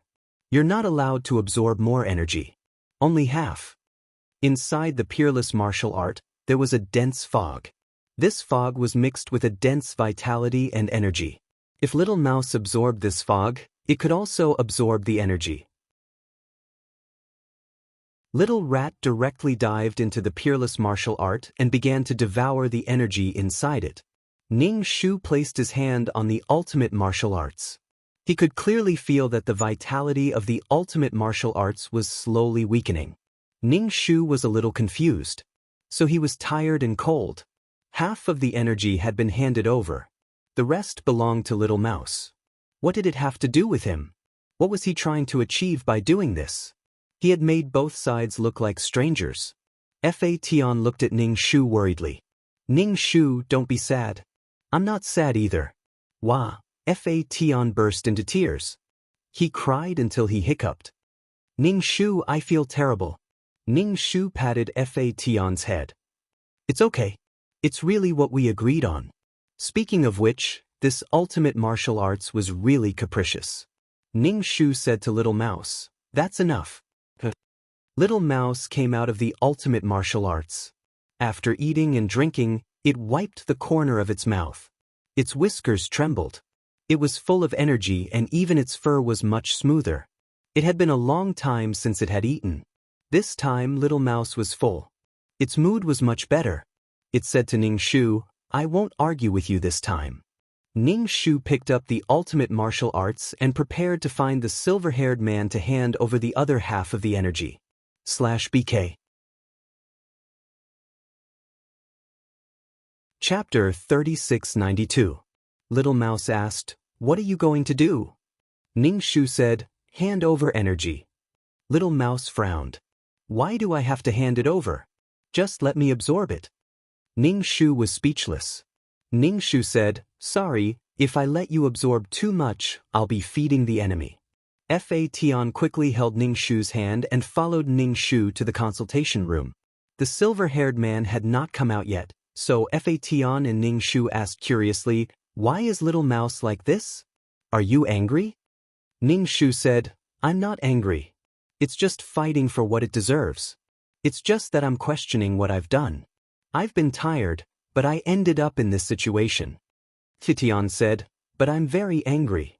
Why doesn't it care about friendship at all? It's usually fine, so why does it have to turn hostile? You're good, I'm good, and everyone is good. It's just that I won't be looking for an energy body for a while." Ning Shu stroked Heaven's head and smiled. "Don't be angry. What is there to be angry about? Speaking of which, we've still profited. Our peerless martial arts can be considered to have absorbed energy before, so we've more or less absorbed some." Ning Shu said, "Seeking joy through hardships." Ning Shu said, "Don't be angry. There's nothing to be angry about. It can only be said that there's a deviation in the operation. As for Little Mouse, don't be angry with him. What's there to talk about friendship with a person who's extremely hungry and forced by life? Ning Shu did not give in to his own interests. If it were her, she would also explode. Then you're clearly angry when you say you're not looking for energy bodies, Fatian said. Ning Shu shook his head. That's not it. It's just that I've suffered so much and in the end, I'm helping others. Little Mouse needs to fill his stomach, the Sea of Law needs to be saved, and Grand Uncle needs to live. The organizations, armies, and mission enforcers that rely on the Sea of Law need to live. In the end, I became a villain. I was at a loss. Little Mouse thought for a moment and said, I heard from Dan Qing that when people reach a certain level of success, they will always suffer some grievances. Ning Shu rolled his eyes. Who wants to suffer? I have to suffer to comfort myself. Besides, I don't like to be wronged. Especially those who take the initiative to suffer. He had suffered so much that he didn't want to suffer anymore. The silver-haired man came out of the house and glanced at Yunun. Fitian's eyes were still red, and his nose was red from crying. He asked, what happened to him? Ning Shu smiled and said, it's not about him. Ning Shu was actually quite happy in his heart. Seeing that the silver-haired man valued Fatian so much, if one day something happened to him, Ning Shu would have a good place to go to as well. This was the benefit of having strength. Ning Shu took out the peerless martial art and said, the energy body was absorbed by this. Half of it was absorbed by someone else. The other half should be given to the organization. The silver-haired man looked at Ning Shu in confusion. He probably didn't expect Ning Shu to be so stupid. The silver-haired man just nodded and covered the page with his hand, absorbing the energy inside. The peerless martial art shook slightly, and there was the sound of dragons and tigers roaring inside. The peerless martial art dimmed at a speed visible to the naked eye. The silver-haired man retracted his hand and said to Ning Shu, there's some energy left. Let your world develop. Pay 20 million merit points. Ning Shu grunted. It's called 20 million merit points. Does it mean that I'm buying the remaining energy and life force? The silver-haired man said, yes. Ning Shu smiled. Sure. After paying 20 million, Ning Shu touched the peerless martial art. Holding the peerless martial art, he took Fatian and left. After leaving the consultation room, Fatian said to Ning Shu, that uncle is pretty good. He even left life force for the world. Ning Shu held his hand and walked on the stone floor. He said gently, child, you have to see through the appearance to see the essence. Originally, I came to give the energy as an unexpected gain for the organization. Leaving some energy can make the world evolve. Maybe it can evolve into a world of living beings. It can also store the living beings of the broken plane in the world. Secondly, it's another 20 million merit points. And the remaining energy was bought with 20 million merit points. It's a deal. Itian's face suddenly wrinkled like a bun. Then why do you still want to come? Ning Shu said, then give all the energy to the little mouse. Don't worry. I'll remember these losses. I'll get it back from other places, Ning Shu said calmly. The little mouse was trying to provoke her, thinking that she would not hand it over and wanted to absorb more energy. Back in the system space, the little mouse heard Fatian's words and sneered. Idiot. If you let me absorb it, I can still leave you some energy. You won't lose 20 million merit points. Ning Shu nodded and asked the little mouse, are you full? The little mouse touched its stomach. Just barely. Ning Shu said again, since you're full, you can leave. The little mouse suddenly exploded. What do you mean? Because I absorbed the energy I should have, you want to chase me away? Ning Shu said, our cooperation will probably end here. You wanted to find energy bodies to fill your stomach, and now you're full. As for the organization, with so many icebergs, they definitely had enough energy bodies. If not, they could cut a few more icebergs. The organization probably had enough energy bodies now, and the problem of the Law Sea could probably be solved by the energy bodies. From the looks of it, there was no difference to Ning Shu whether there was energy bodies or not. She herself did not need energy bodies. He did not know why she was in such a hurry. The little mouse's fur exploded. What do you mean? After using me, you threw me away. Ning Shu was not angry that the little mouse wanted his things back, but it looked like a victim, which made Ning Shu very unhappy. I used you. I'm not as round as you. In exchange, you brought me to that place. I'll say that you used me and our organization to create energy bodies. We're not cooperating, and now the deal is over. Seeing that Ning Shu was angry, the little mouse snorted. It could not pull down its face and insist on staying. If Ning Shu said a few words, it would also stay. Ning Shu's heart relaxed. Previously, he was looking for energy bodies to let the Law Sea last longer. In fact, after finding the icebergs, the source of energy bodies was enough. As for the rest, Ning Shu did not have to worry about it. The matter of going to the city could be done slowly. The matter of changing the physique could not be rushed. The little mouse was flustered and exasperated, and immediately left. When it turned back, it saw that Ning Shu had taken out a book. It seemed like he was planning to tell a story to Fodder, and did not think of asking it to stay. Wasn't it just absorbing a bit of energy? Was there a need to turn hostile? Fodder asked Ning Shu, "Are you really letting him go?" Ning Shu just said, "It's up to you, /BK. Chapter 3693. When Ning Shu was telling the story to Fodder was a little absent-minded. Ning Shu closed the book and asked, "The story isn't good. Should we change it?" Fodder shook his head and said, "I can't figure it out." Ning Shu closed the book and asked, "What is it that you can't figure out? Tell me." Fodder said, "It's still about the energy. It's fine if you give half of it to Little Mouse, but why do you still have to hand it over? If you don't hand it over, your organization won't know." Ning Shu smiled. "There's nothing in the world that we don't know. As long as it happens, we'll know." Ning Shu said, "This is a cooperation. Little Mouse has to hand over half of it to the organization.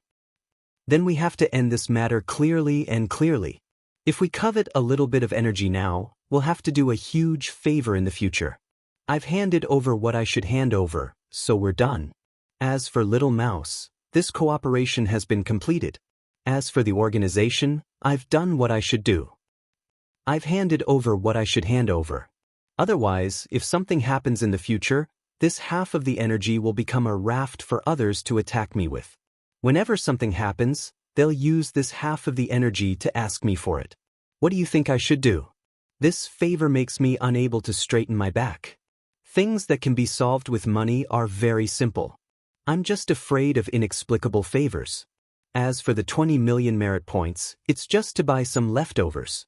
I don't need this 20 million merit points, so there's no need for favors in this transaction. This matter has been clearly explained to the organization and Little Mouse.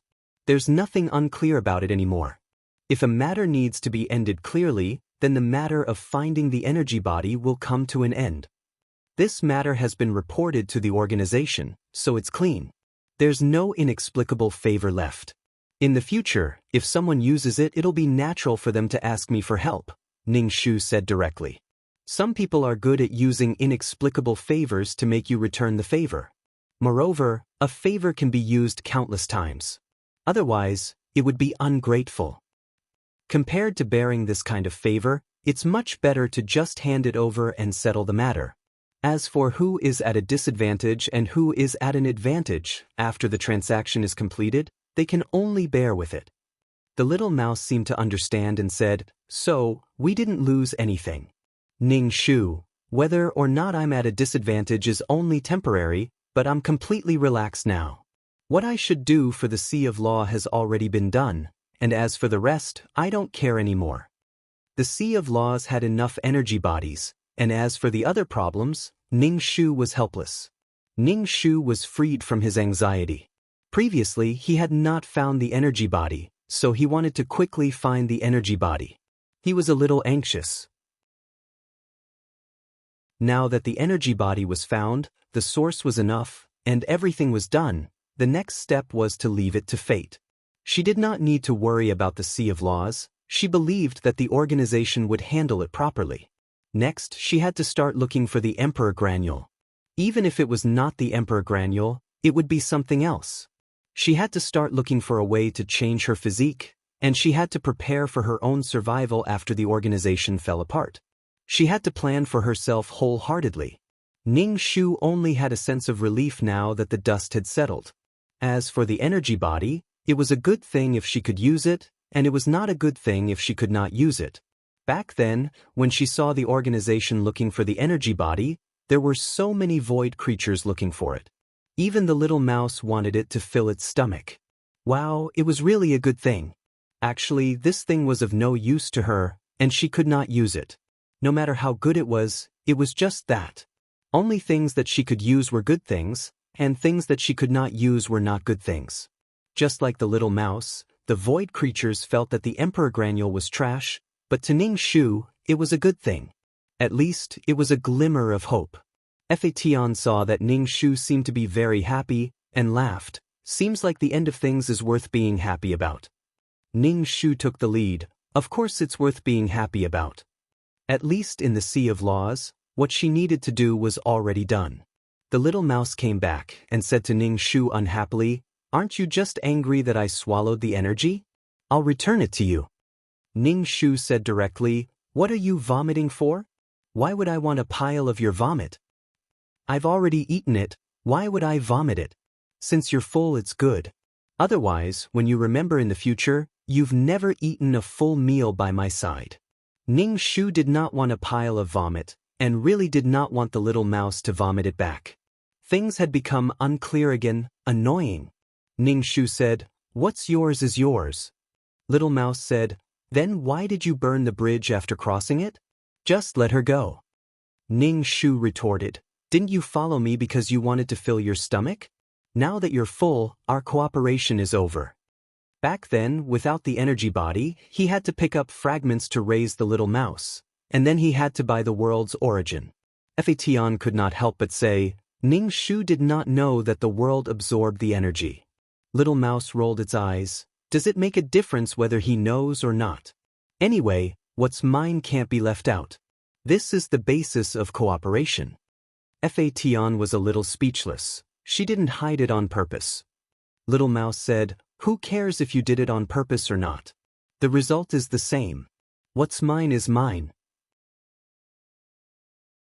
Why should I give up my share just because you said you didn't do it on purpose?" Ning Shu casually flipped through the pages and said, "Since we've already settled the matter, why are you so hesitant to spit it out again? You said it yourself that this is the basis of our cooperation, and I've already given you what you deserve.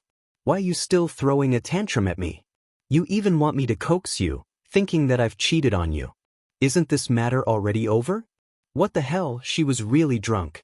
Did he think that she was not good to him? You can yell and scream, but I can't ignore you." Ning Shu said, "I won't look for the energy body for the time being, and you don't have to follow me." Little mouse snorted and did not speak. Ning Shu could not be bothered with it, and the little mouse could neither leave nor stay. The atmosphere was quite awkward. Little mouse could not help but curse, "Damn it, can't I take my share?" Ning Shu felt that little mouse was really annoying. Who said you shouldn't take it? Didn't you say that this is a cooperation? Now you're throwing a tantrum with me, and you want to talk about feelings? Cooperation, feelings, exchange, you have the final say in feelings. Ning Shu was a little annoyed by Little Mouse. It was her problem not to give it anything, but why was it her problem when he gave it something? To view the new chapter of Zue, please go to mobile address. Chapter 3694. It was so hard to be a human. It was probably angry that it was not the same as it used to be. Ning Shu said directly, "Be normal and rational. Our cooperation is over. I will not care about what you eat or drink in the future. If you are hungry, you have to find your own way." Little Mouse snorted. "If I didn't find my own way, did you?" Ning Shu was speechless. "Will it kill you to speak properly?" "Yes, it was your own way." Little Mouse said weakly, "I was the one who ate it." Ning Shu was too lazy to argue with Little Mouse. "Yes, you are right." Little Mouse was a classic example of talking about money when talking about relationships. When it was time to talk about money, it talked about relationships. When the two of them talked, it was like a donkey's head and a horse's mouth. They could not understand each other. After getting what it wanted, it started talking about relationships. Could it be normal and rational? Ning Shu felt very powerless. She waved her hand at Little Rat. Okay, don't talk about it anymore. It's already over. Don't worry about it anymore. I beg you to accept those energy bodies. I beg you. Little Mouse said, You begged me. Ning Shu nodded. I begged you. Little Mouse said, Then why did you chase me away? Ning Shu said, You can stay wherever you want. It is your freedom. Little Mouse jumped on the sofa. Then I want to stay here. Ning Shu hesitated and nodded. You can stay if you want, but you will have to pay rent. If you have time, get some snacks for Fodder as rent. This is my place. If you stay here, I will have to clean it. If you accept it, you can stay. If you don't, you can leave. Little Mouse said immediately, I didn't ask for rent in the past. Why should I ask for rent now? If you go to the void, I will have to go with you. This is not enough to pay rent. In the past, he had at least some fragments or world origins. Now, he had nothing and he even had to pay rent. Ning Shu said, I won't be looking for energy bodies anymore, so our contract has been terminated. Don't tell me you want to eat and drink for free here and still need people to serve you? You can't leave anything behind, so it's natural for you to use other people's things? She would lie on the sofa like a corpse when she has nothing to do. The sofa is already old. Ning Shu thought that it was time to buy a new sofa. The little mouse was a vagabond. The little mouse was speechless. Are you not going to the void? Of course, why wouldn't I?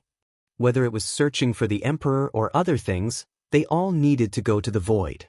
The little mouse immediately said, Then I'm not bringing you to the void to pay rent. Ning Shu shook his head. There's no need. When the time comes and you're hungry, with the world source and the fragments, you won't be able to afford it. I'll figure it out myself.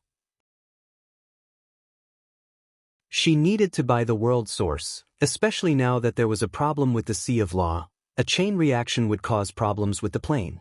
It was already not easy to create a plane normally. It would also not produce extra world source, because there was not enough energy. So the world source would probably be more expensive in the future. As for the fragments, she still had to work hard to pick them up. The little mouse curled her lips and did not say anything. She asked Fodder, What story are you reading? Fodder said, Killing the goose that lays the golden eggs. The little mouse made an "oh" sound and did not say anything else. Ning Shu stretched and said to Fodder, I'm tired from reading, let's go out for a walk. Fodder immediately put down his book and jumped down from the sofa. Dan Qing's voice sounded a little sad. We can really do missions now, we've squeezed in a lot of missions. As long as he was in the organization, he would have missions assigned by the organization. After completing these, he could do whatever he wanted. Ning Shu said, Let's talk about it when we come back. Fodder held Ning Shu's hand and asked, Where are we going? Ning Shu said, I haven't been to the world of reincarnation for a long time, let's go for a walk. I wonder if the world of reincarnation has evolved into other worlds of reincarnation. Let's go see Skeleton and the others, I wonder if they still have enough merit? Ning Shu held Fodder's hand and entered the black hole. Walking on the soft black sand, Ning Shu said to Fodder, In the future, this will be our home. In the future, without the system space, their resting place would be the world of reincarnation, or peerless martial arts. In any case, it would be their base in the future. Fodder nodded and asked, That's how these worlds came to be. How did they come to be? I collected them bit by bit, slowly accumulating them from nothing, just like building a house. I accumulated them brick by brick, then built the house. Fodder said, Oh, that's not easy, Ning Shu, you're really amazing. Ning Shu said reservedly, It's just SOSO, everyone just does it bit by bit. Now that we have a place to rest, we won't have to work so hard in the future. Ning Shu patted Fodder's head. Life was very promising, very good. Furthermore, A complete chain of reincarnation had been formed in the world of reincarnation. When the living beings of the Nine Palace Mountain entered the world of reincarnation, even if something happened to the Nine Palace Mountain and the souls in the world of reincarnation couldn't be reincarnated, it didn't matter much. At that time, there would still be the world tree, and the world tree would eventually form a world of living beings.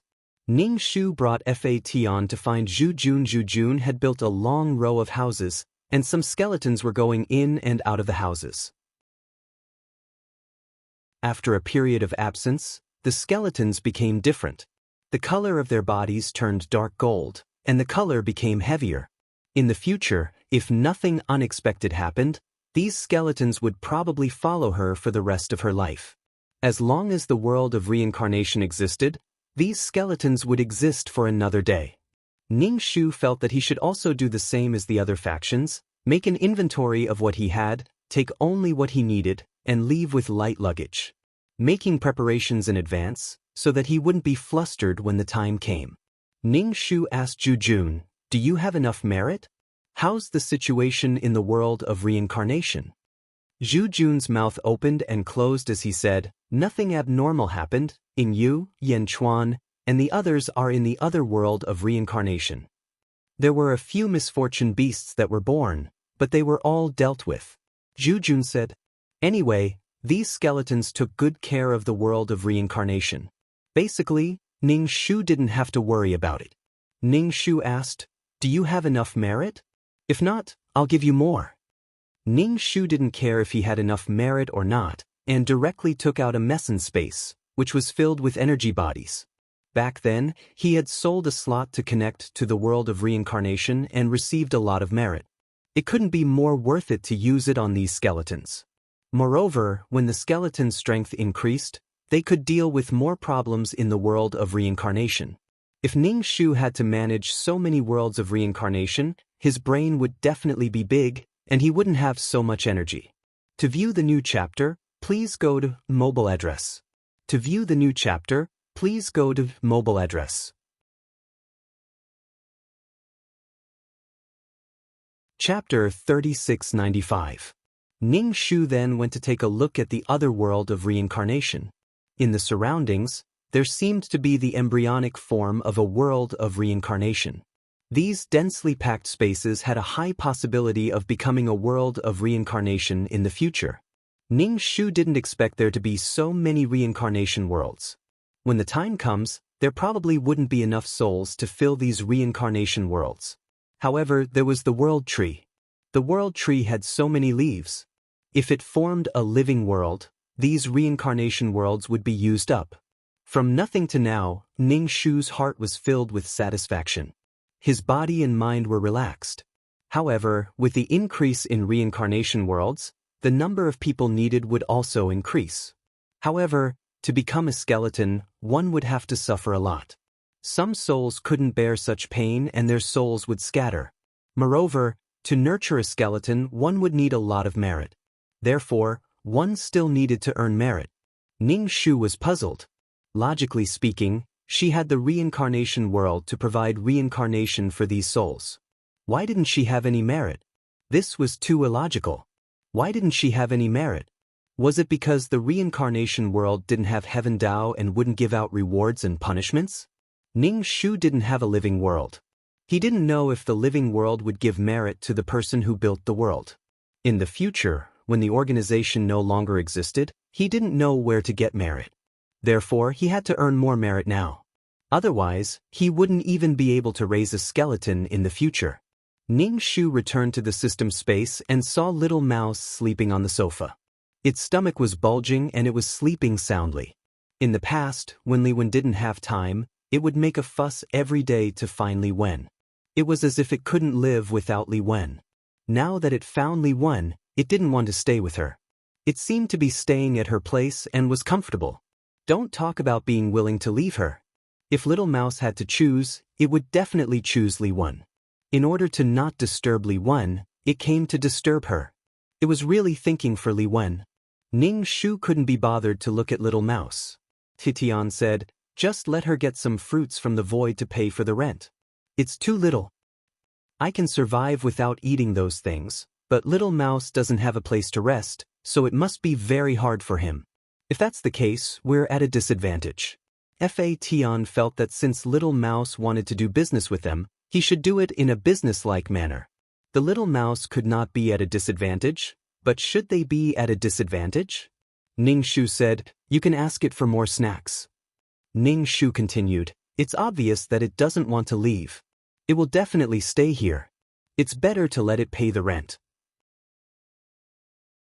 When the time comes, it will act pitiful and abandoned. We are being cruel and heartless again. If you have nothing to do, you can ask it about the void and increase your knowledge." Fation, do we have to care about what others say? If others say that we're cruel and heartless, do we have to be cruel and heartless? Of course I don't care. As for whether it stays or leaves, it has nothing to do with me. If it wants to stay, it has to pay the price. Ning Shu would no longer use the world origin and plane fragments to feed the Little Mouse. It had nothing to do with her even if it starved to death. Did she have to care about the Little Mouse for a lifetime because of a temporary cooperation? Besides, it wasn't like the Little Mouse couldn't get food on its own. There were so many things to eat in the void. Even if it wasn't full, it wouldn't starve to death. She took in a homeless person and still had to provide food, shelter, and warmth. Fation said, "Oh." Danqing's voice sounded like it was worse than death. She said weakly, "Mission taker, please complete the mission." Danqing didn't know how many missions Ning Shu could complete. She only hoped that he could complete the most basic and guaranteed missions. She didn't expect anything else. Buddhism calmed her down. Calmness came after repeated disappointments. But if this number kept piling up, Danqing didn't know what the consequences would be when they investigated. This mission taker probably wouldn't be punished. Even if there was some punishment, it wouldn't hurt her muscles or bones. At most, it would just hurt her a little. He was different. He would be implicated. The punishment would be much heavier than the mission takers. He was weak. A little punishment, even if it wasn't too big or too small, would make him unable to withstand it. Ning Shu said, "Okay." The system was too pitiful. The chatting system rang. Ning Shu opened it and saw that a mission had been issued. Ning Shu spread his hands and said to the system, "They asked me to deal with the Star Stone. When I'm done, I'll go do the mission." Dealing with the Star Stone could earn merit. Danqing was silent. She was dead silent, as if she had lost all hope. Ning Shu said, "When I'm done, I'll go do the mission immediately. This time, I have to do the mission no matter what." He had to do a few more missions in a row to finish the backlog. Danqing still didn't say anything. She probably agreed. Ning Shu asked Fation to take care of it in the system space while she went to deal with the Star Stone. Fation said, "I can go with you. I can deal with that thing too." Ning Shu looked at the little Fation. This was child labor. He really couldn't bear it. Ning Shu waved his hand and asked Fation to find something to do. Fation turned into a whip and wrapped it around Ning Shu's waist. "I'm a weapon. Are you going to leave your weapon at home?" Ning Shu said. He patted the black whip on his waist. Ning Shu came to the broken place and changed shifts with someone. Ning Shu really admired the grand uncle sometimes. Sometimes, when she saw the Sea of Law, she couldn't help but feel anxious. However, the grand uncle seemed to be doing what he was supposed to do. He was still dealing with the Star Stone. However, Ning Shu wasn't anxious now. He could sit and watch. He was also planning for his future survival. People who didn't think about the future would have immediate worries. Without any immediate worries, Ning Shu began to think about the future. Ning Shu calmly changed shifts with the grand uncle and began to deal with the Star Stone. However, the grand uncle stood at the side and stared at her. Ning Shu was stared at until she was angry. "Go home and look at your mother's Sea of Law."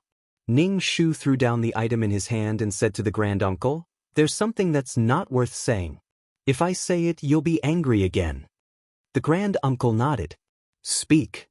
Ning Shu said directly, "Are you fucking crazy? Staring at me and drooling over my beauty? Crazy." Ning Shu was now more impatient than afraid of the grand uncle. If the grand uncle wanted to kill her now, it would probably take a lot of effort. he would probably have to consider whether it was worth it to consume his own ability to kill her. Moreover, he could only erase her consciousness. Perhaps after an unknown number of years, a new Ning Shu would be born. How tiring would it be to kill and be born again? Who knew if she or the grand-uncle would die first? She heard that the Sea of Law could last for a few million years? A few million years? Meow. That could last for a few million years? Did he think she was blind? Some of the well-informed factions were packing their bags and preparing to flee. A few million years was probably an exaggeration.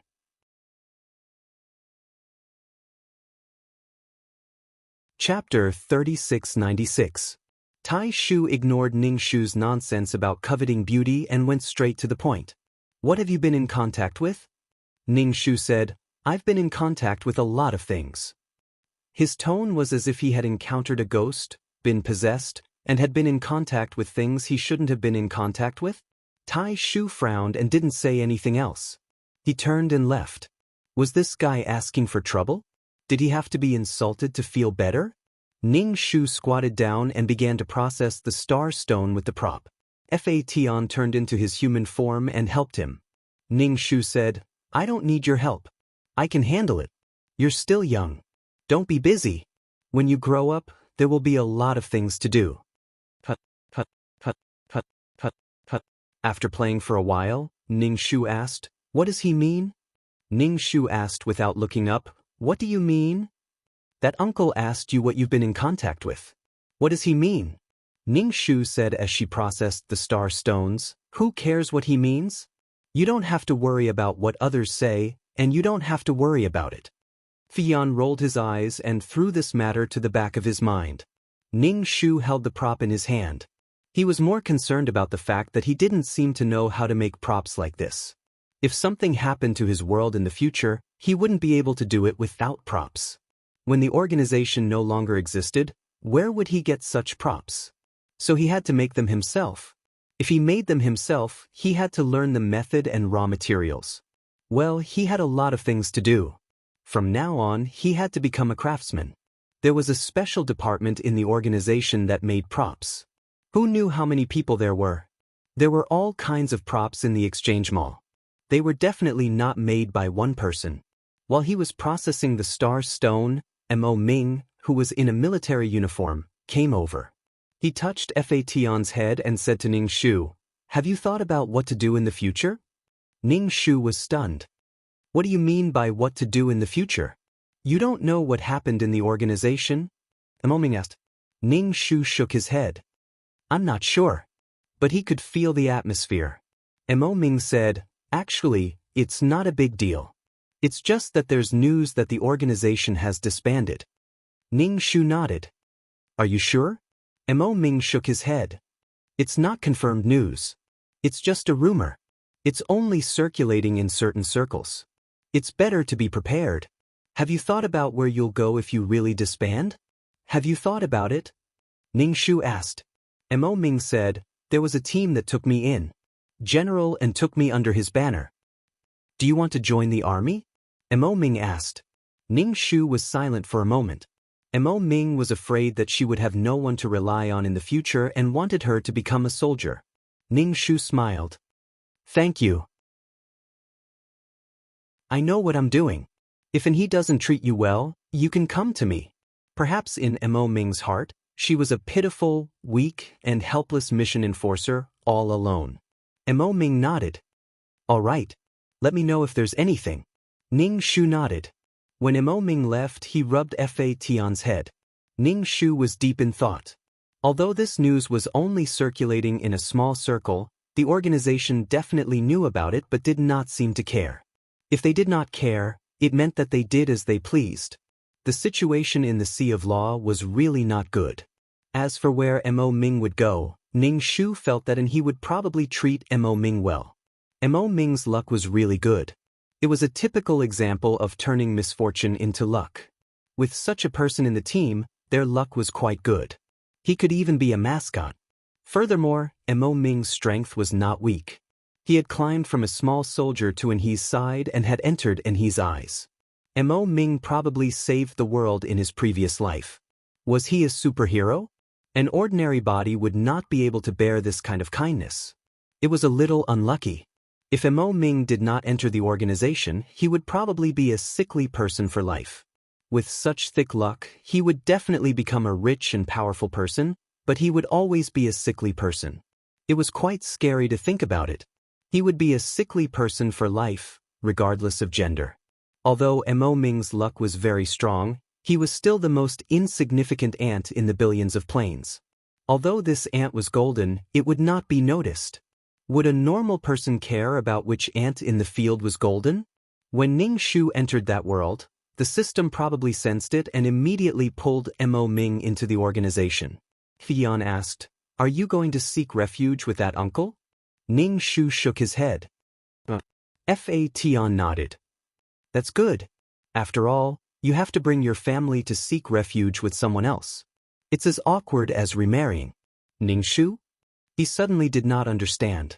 Ning Shu thought about it. He really did have a family, and there were many of them. There were so many people in the world of reincarnation. If nothing unexpected happened, the number of skeletons would still increase. Ning Shu said, "I won't remarry." "What's the point of remarrying? I just need to take you and wander the world." Fation said again, "I didn't ask you not to remarry." Ning Shu, "I've never remarried. There was no such thing as remarrying." Ning Shu chatted with Fation while processing the star stones. She was thinking about how to learn how to make props. For example, processing star stones required props. She had to at least learn how to make one. But she had to reduce the task inventory first. Dan Qing was about to cry. It was not good to make things difficult for Dan Qing. Dan Qing usually did not talk much. Sometimes he even forgot that there was such a system. To be honest, once the organization collapsed, mission enforcers like Dan Qing and those at the lower level would be abandoned. They would not even have a place to stay. They would probably wander in the void until their souls were annihilated. There would be no rebirth. Even the world of living beings and the world of reincarnation would be gone. However, there were still many other birthplaces in the void. Perhaps they could find value in their existence and guard the birthplaces.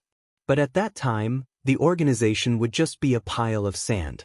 The strong might be able to survive, but the weak could not. Even if they really formed a group, it would not last long. This huge organization was made up of various departments and a huge number of management personnel. And the purpose of their existence was to guard the Sea of Law. If the Sea of Law did not exist, how could the Grand Uncle and the others spend so much effort to manage them and guard the birthplaces of other planes? Wasn't this a fool's dream? They were born because of the Sea of Law and died because of the Sea of Law. This was the birth and ultimate fate of this organization.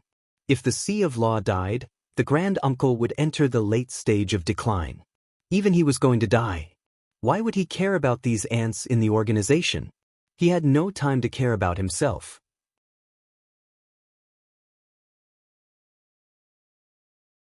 Chapter 3697.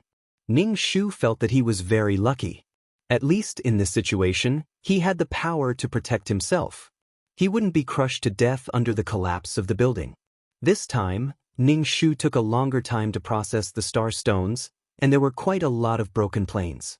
However, this was expected. After all, the Sea of Law was no longer able to provide energy for the plane.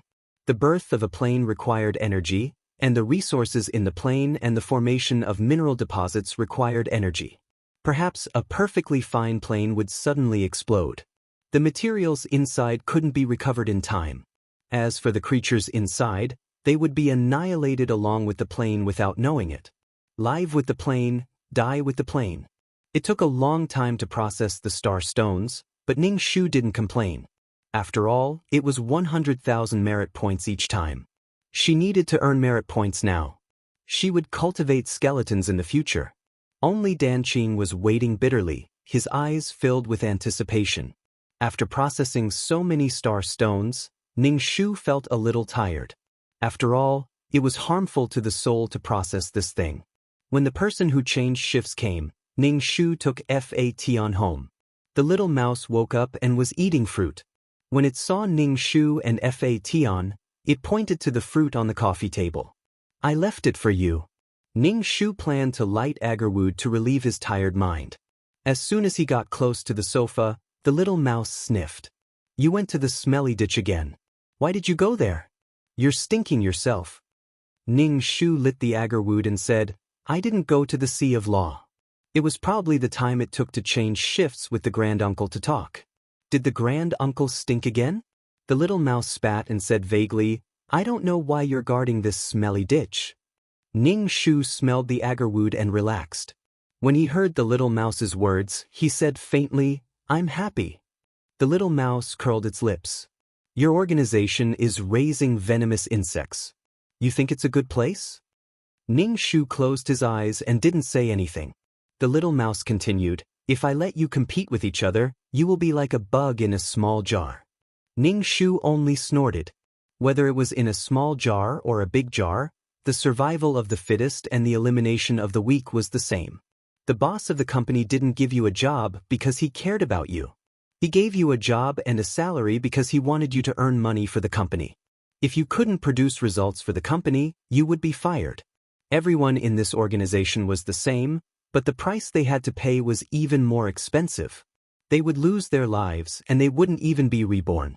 Ordinary souls could still jump into the rebirth pool, and their souls would be scattered forever. This was a path of no return. They could only brace themselves and walk down it. Other than increasing their core competitiveness and increasing their survival rate, there was no other way. Ning Shu took a deep breath of the agarwood and asked, Did you split up those subordinates because you cared for them? It was still the same behavior to let his subordinates charge and break through enemy lines. All the people in the world came for the sake of profit, and all the people in the world went for the sake of profit. All the living beings in the world rushed about for their own benefit. The little mouse spent energy splitting up his subordinates for the sake of liveliness. The little mouse always urged him on, as if following the little mouse would make his life prosperous. Yes, he didn't dare to think about it. The little mouse was a little capricious. Sometimes he couldn't feel its pulse. Ning Shu felt that Li Wen didn't like to get along with the little mouse. It was probably because of some tacit rules or benefits, but the little mouse wouldn't abide by them. Therefore, some things didn't go smoothly, especially when Li Wen was an emperor. An emperor had to balance the situation. He had to manage a large group of courtiers and the affairs of the entire country. When dealing with some things, there were some unspoken rules that everyone had a tacit understanding of. But the little mouse didn't know anything. Its subordinates were all die-hard fans. The king was right. The king was the tallest. Once he gave an order, he would carry it out meticulously. He lived for you, died for you, and stained his hands with blood. He was crazy for you, and banged his head against the wall for you. Ning Shu didn't understand. Was the little mouse mocking the organization or fighting for her? It probably despised the organization because its subordinates were carefree and beautiful. Fodder didn't hesitate to eat the fruit. This was the rent they collected, so it was natural for him to eat. Dan Qing's voice sounded again. What mission do you want to do? Ning Shu, do as you see fit. Do the mission. Ning Shu told Fodder that she was going to do the mission and asked Fodder not to go too far. There shouldn't be any danger around here. Moreover, Fodder was a void creature. Generally speaking, there weren't many mission enforcers in the organization who could kill him. Moreover, who would want to kill a whip for no reason? Fodder asked, You can't not go? Ning Shu, no. She had to do her job. As long as the organization existed, she had to do missions. Moreover, her work would increase as her abilities increased. In the past, she only did missions. Now, she had to do missions. Ning Shu opened the exchange store and exchanged for some fasting pills and anti-inflammatory drugs. She was afraid that she would be half dead when she went to do missions. Looking at the dazzling array of items, Ning Shu thought that she should learn how to make items. There were many things she wanted to do. Enrich. After exchanging for the items, Ning Shu said that she was ready. Come quickly, Fodder said. Ning Shu clicked and felt a wave of dizziness. She quickly merged into a body. She opened her eyes and saw a rather luxurious bed. It was exquisite and complicated, with a hint of age. It looked quite sophisticated. Ning Shu sat up. Her bare feet stepped on the carpet. The carpet was very soft and comfortable.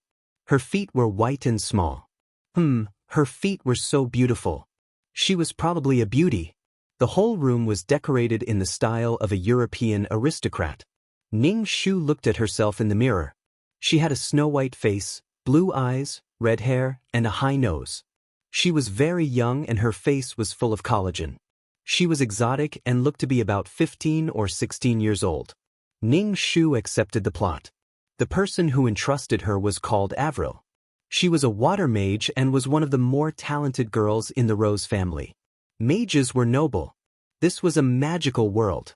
Mages were respected and respected. There were mutated and ferocious beasts called magical beasts. They could absorb the magical elements in the air to cultivate. Magical beasts had magic cores, so magical beasts became targets for hunting. However, even more unarmed ordinary people could become food for magical beasts.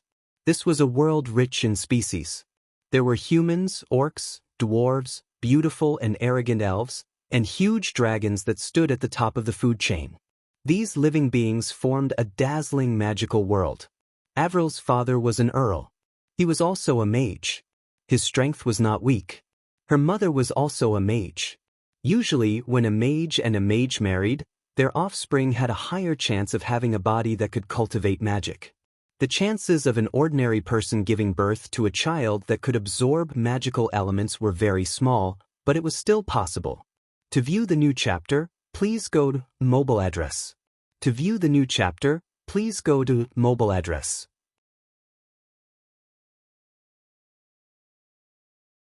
Chapter 3698. Therefore, mages would usually mate with other mages.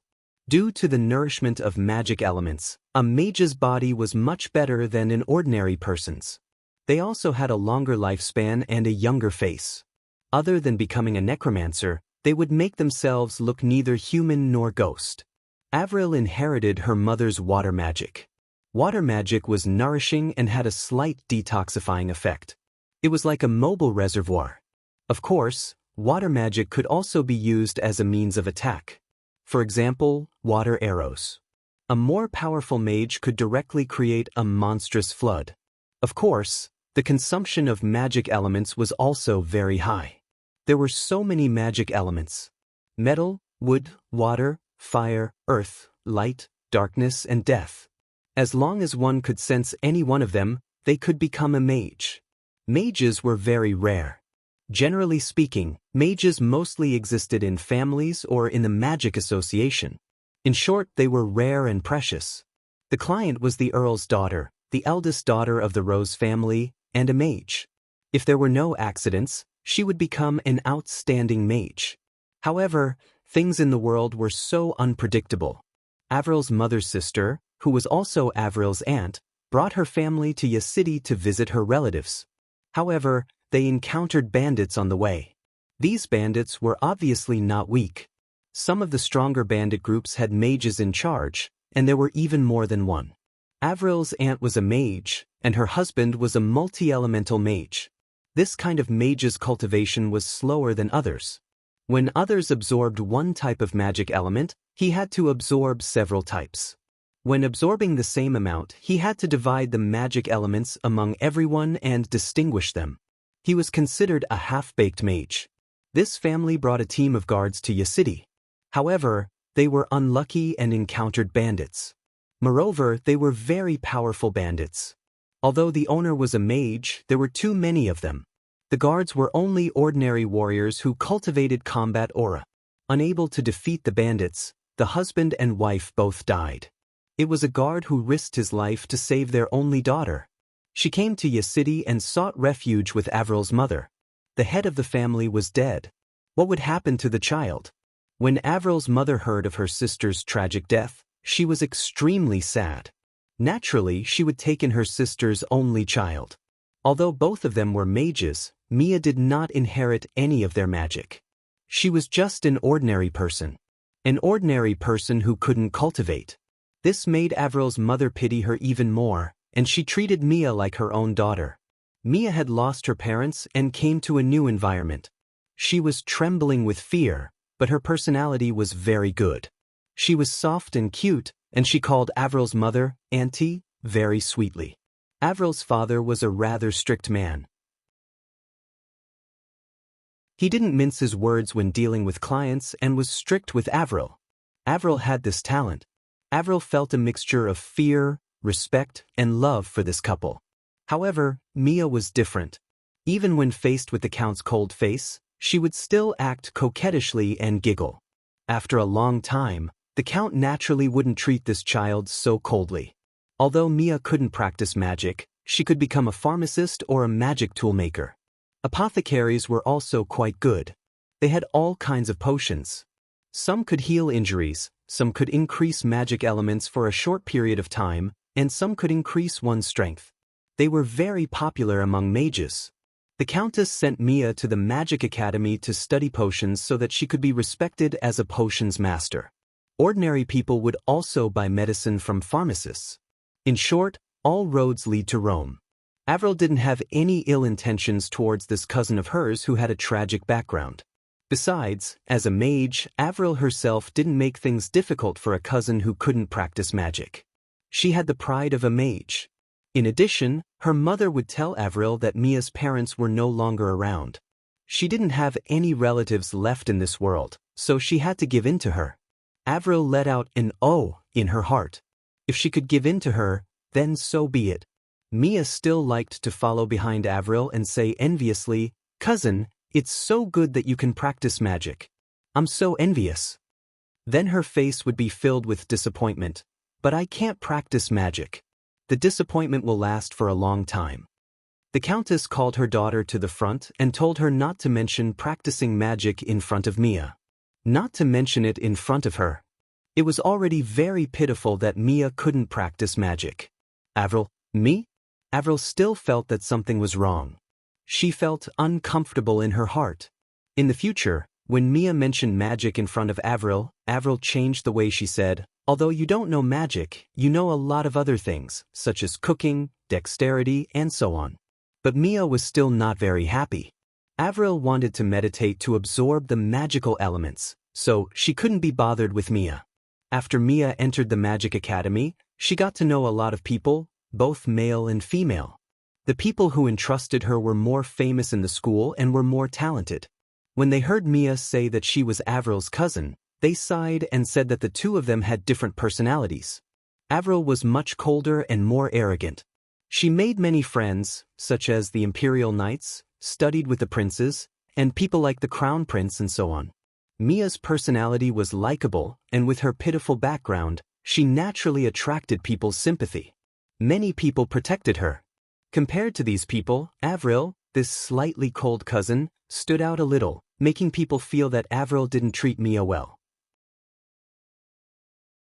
Gradually, there were rumors in the school that Avril didn't treat Mia well, didn't like Mia, and even bullied Mia at home.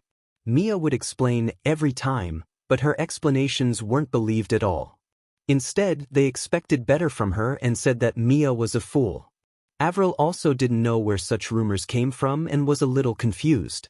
Actually, it was a coincidence that Mia's friends came to the Earl's residence to look for Mia.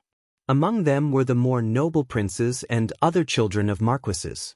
It just so happened that it was afternoon tea time, and the Earl's wife asked the two sisters to have afternoon tea with her. Mia picked up the dessert for the Earl's wife to taste, and Avril also picked up the dessert for her mother. To be honest, Mia could make her parents treat her kindly, especially the Earl. Sometimes, he would even laugh in front of Mia, which made Avril a little envious. Avril also subconsciously learned from Mia. Seeing that Mia was giving her mother dessert, she also made it. She usually spent a lot of time on cultivation, and there were servants at home, so there were many things that Avril didn't need to do at all. Avril's job was to cultivate and make her magic more profound. Although Mia was only 13 or 14 years old, she would occasionally make some desserts, making the Earl and his wife very happy and treating her like their own.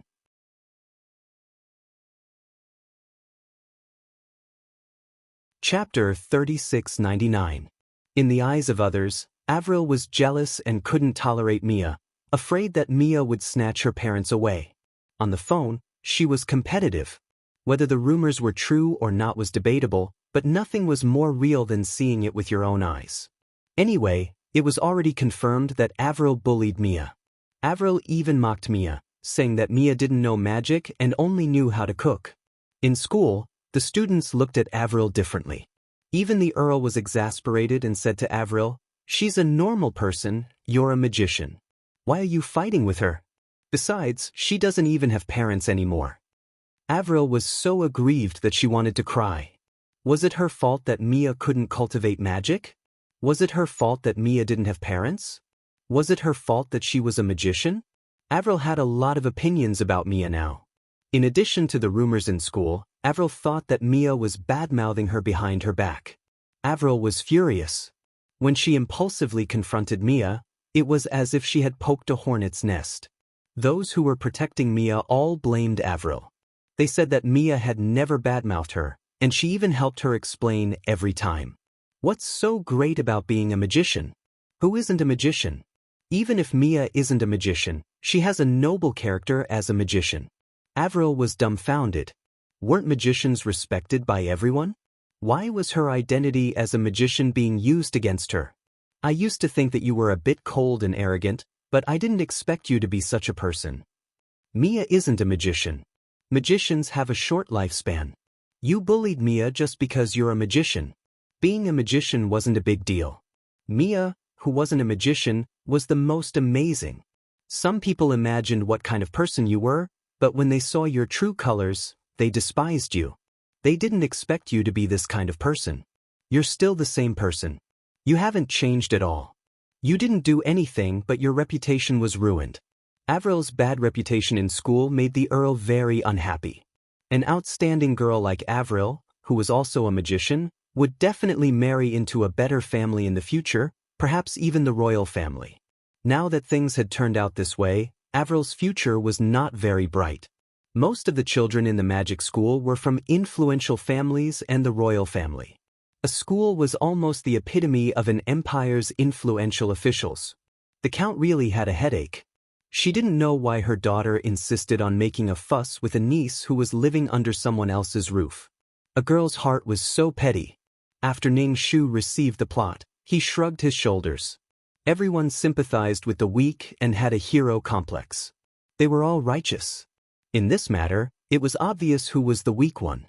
One was the daughter of a rich family, while the other was the orphan Mia. She couldn't even practice magic. What a pitiful little girl. Even if Mia could cultivate magic, she was still a pitiful little girl. One was soft and cute, while the other was cold and indifferent, petty and jealous. The client was talented and had good looks. If there were no accidents, the client would have a bright future. Sometimes, people like to see a tall person suddenly being crushed into a pile of mud. It gave them the thrill of destroying a god. Weren't you very proud? Didn't you have this day too? Sympathizing with the weak, being full of righteousness, and having other hidden thoughts caused the client to be so embarrassed. Was the client in the wrong? Probably not. Was Mia in the wrong? She didn't seem to be wrong either. Their personalities created this dispute. The client wasn't completely proud. Since she was proud, she couldn't be bothered to look at Mia and didn't want to get entangled with her. "I'm a mage. No matter how much you talk, you can't change this reality." She wouldn't have wasted her magic talent and disappointed her parents. Instead, Mia worked hard to learn potions, and the potions she developed had good effects. Even the royal army took potions from her. Even if she wasn't a mage, she was still a respected pharmacist.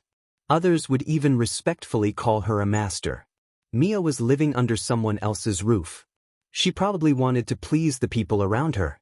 She was indeed cute and had a bit of a halo. In this pair, the client seemed to be reaping what he sowed. Ning Shu felt that it was a pity. If the client worked hard to cultivate and reached a certain level of strength, others would still dare to talk. A dispute that seemed to be between girls came to an end just like that. The client lost. Everyone thought that the client was narrow-minded. Well, if the client followed suit, she would probably be said to be going against Mia. If she didn't, she would probably be said to be unfilial and even worse than Mia, an outsider. No matter what, she was very embarrassed. At the end of the day, this was a world where the strong were respected. Even if the client didn't seem to have a good reputation, she was powerful and those rumors were nothing. Unfortunately, her strength didn't improve much. At the beginning, she was still considered to be talented, but she didn't improve. This confirmed those rumors even more. Actually, the client also wanted to work hard to cultivate, but probably because of her mentality or other problems, the effect of her meditation was not as good as before. Being able to maintain her original level was also the result of her hard work. In the end, she lost confidence in herself.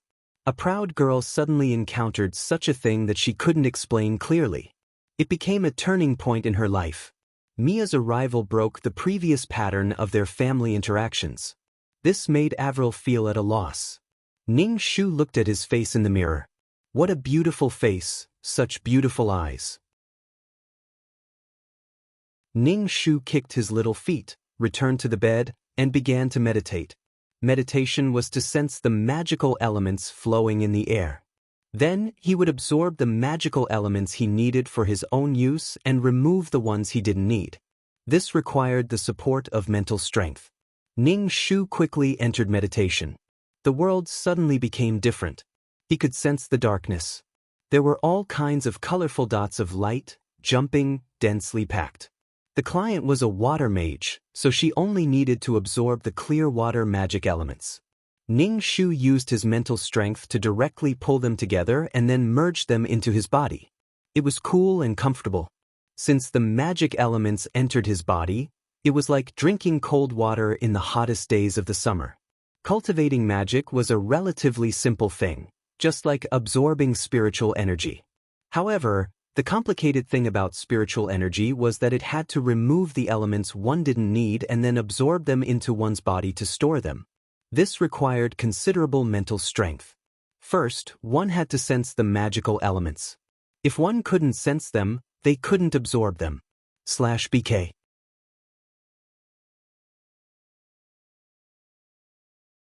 Chapter 3700.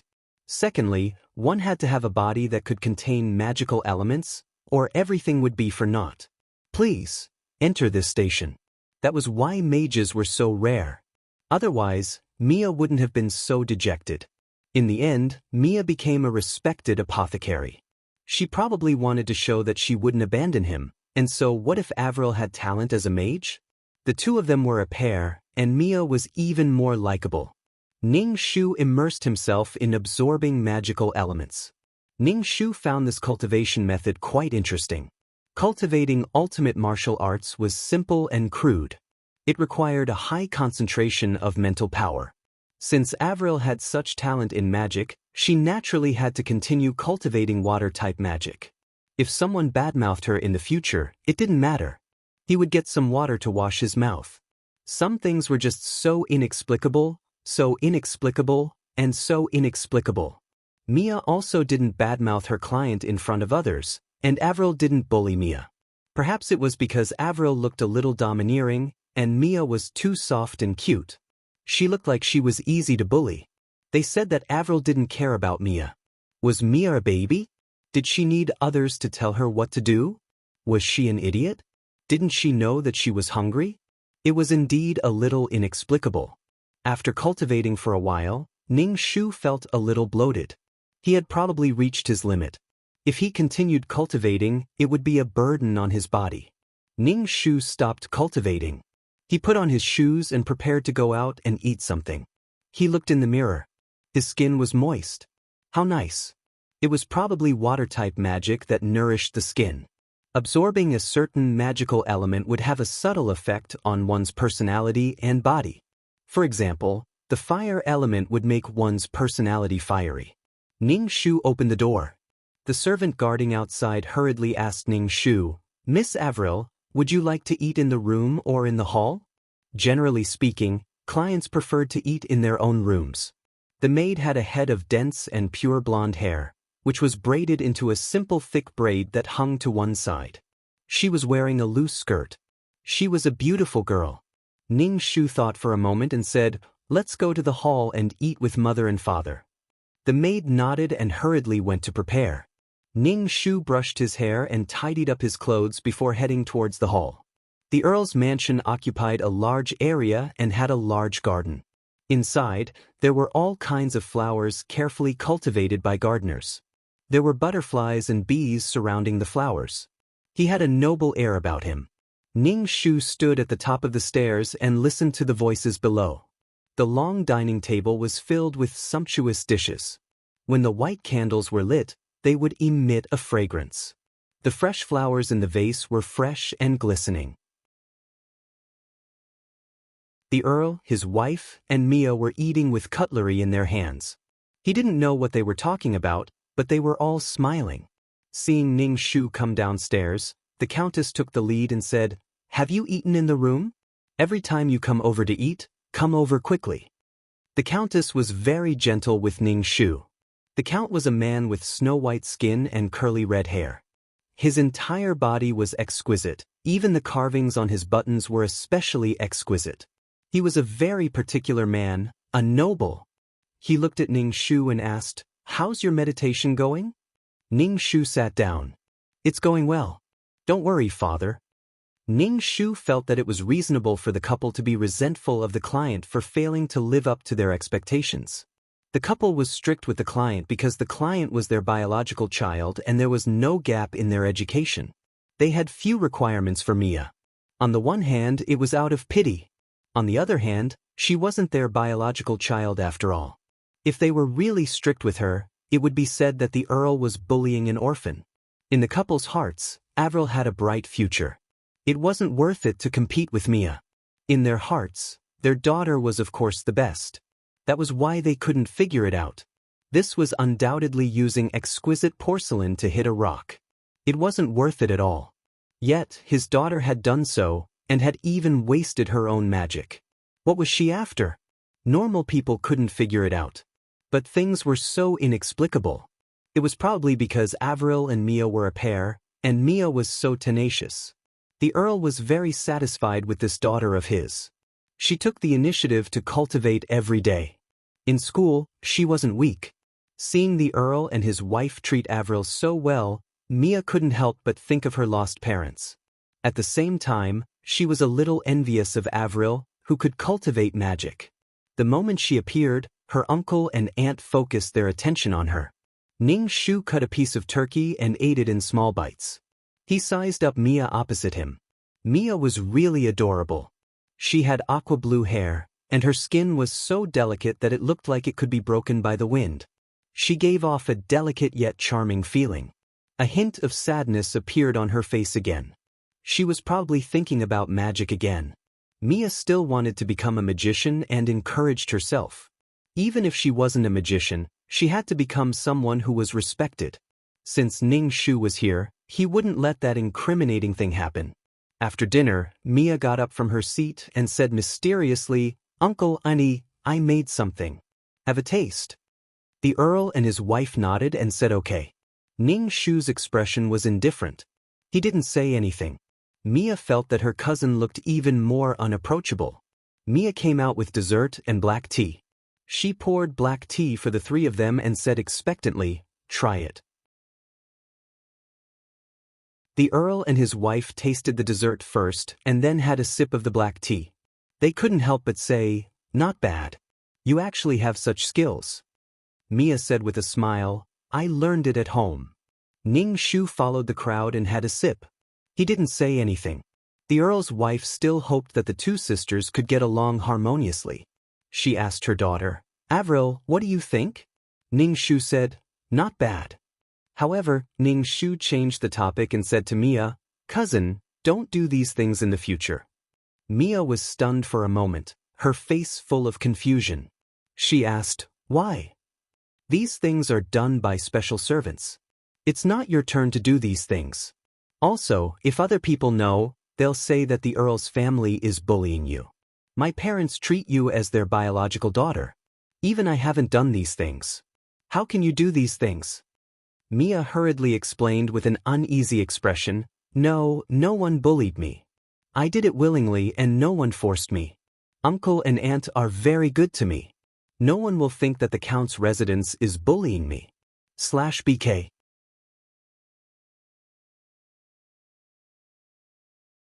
Chapter 3701. Mia was so anxious that she was sweating, and there were small beads of sweat on the tip of her nose. She looked very flustered and uneasy, making others feel uneasy. The Countess thought of her lost sister and said, "Mia, don't be afraid. Your cousin is thinking for you. Don't do these things in the future."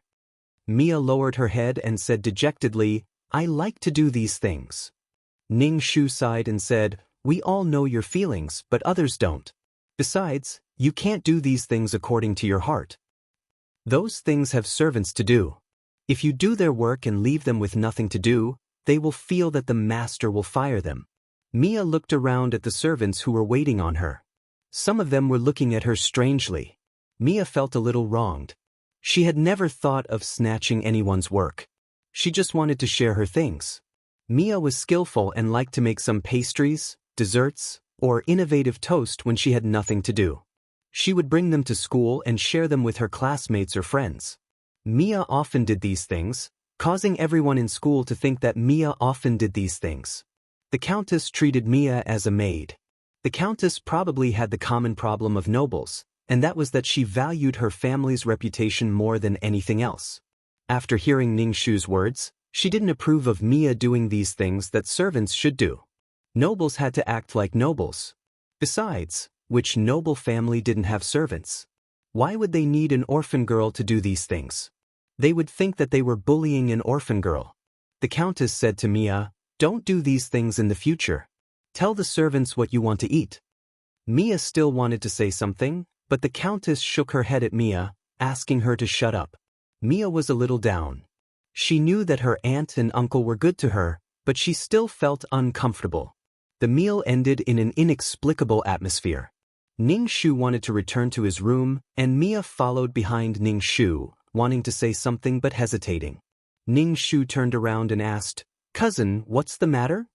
Mia said with some distress, "Cousin, no one forced me to do these things. I was willing to do it. Can you tell Uncle about it? Cousin, I beg you." The nimble Mia really loved it. However, Ning Shu said directly, "Sometimes, we really do things as we please. Father is an earl. He definitely doesn't want others to say that he mistreats a descendant. You have to understand him. Besides, you should be a good young lady, just like me." When Mia saw that Ning Shu had entered the house, she knew that there was no room for negotiation. The only time she could do it was to concoct potions in school. Mia was very depressed about this. The next day, she went to school with Ning Shu. In the carriage, Mia couldn't help but sigh. Ning Shu ignored her and looked at the situation outside. The empire was very prosperous. There were many peddlers on the streets. There were even peddlers selling beastmen. The beastmen were very strong and were good at work. There were also some special potions and magic crystals. There were also people who could control magical beasts. This world was very beautiful. The Magic Academy was very big.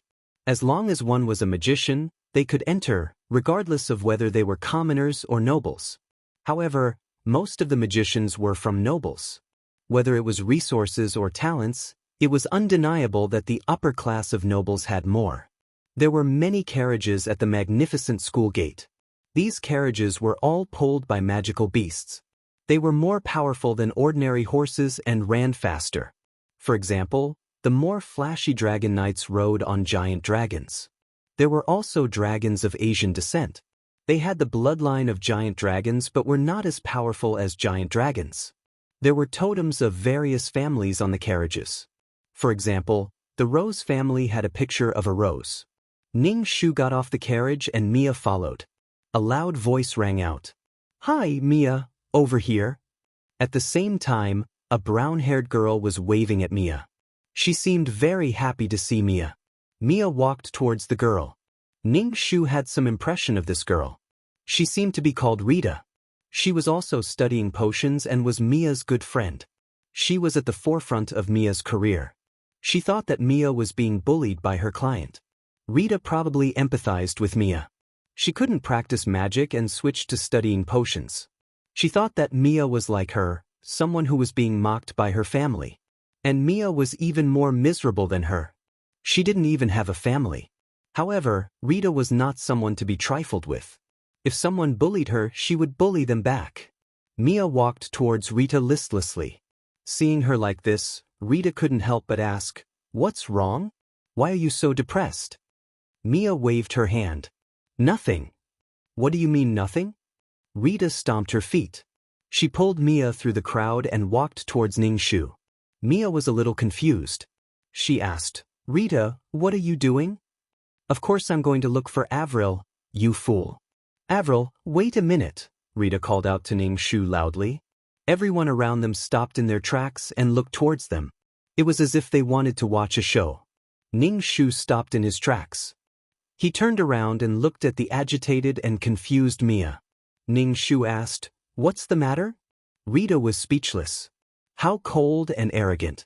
Rita questioned Ningshu with a sharp voice. "Did you bully Mia?" Ningshu didn't say anything.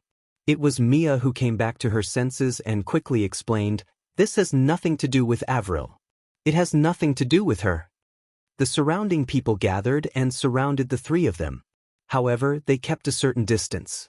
It was the best location for the spectators. Rita couldn't help but say, "Sometimes, when you give in, others will only take a mile after taking an inch." Ningshu looked at Rita with a half-smile. He crossed his arms and looked arrogant. He said coldly, "Are you really my cousin's friend?" Rita was doubted and retorted, "Of course I'm Mia's friend." Mia nodded. "Cousin, Rita is my friend." They studied potions together and Rita took good care of her. Ningshu's expression suddenly became a little helpless. With a doting look, he waved to Mia. "Cousin, come here." Rita grabbed Mia's hand and didn't let her go over. She looked indignant. She probably felt that Ningshu could get Mia to come and go as he wished. Rita couldn't help but say, "Are you bullying her just because she doesn't have any relatives?" Mia blinked and was a little confused. Ningshu didn't care if Mia came over or not. She said coldly, "Who told you that Mia doesn't have any relatives?" "Her mother is my mother's sister, and there's also her maternal grandfather's family. Mia is my cousin. In terms of relationship, I'm much closer to her than you are."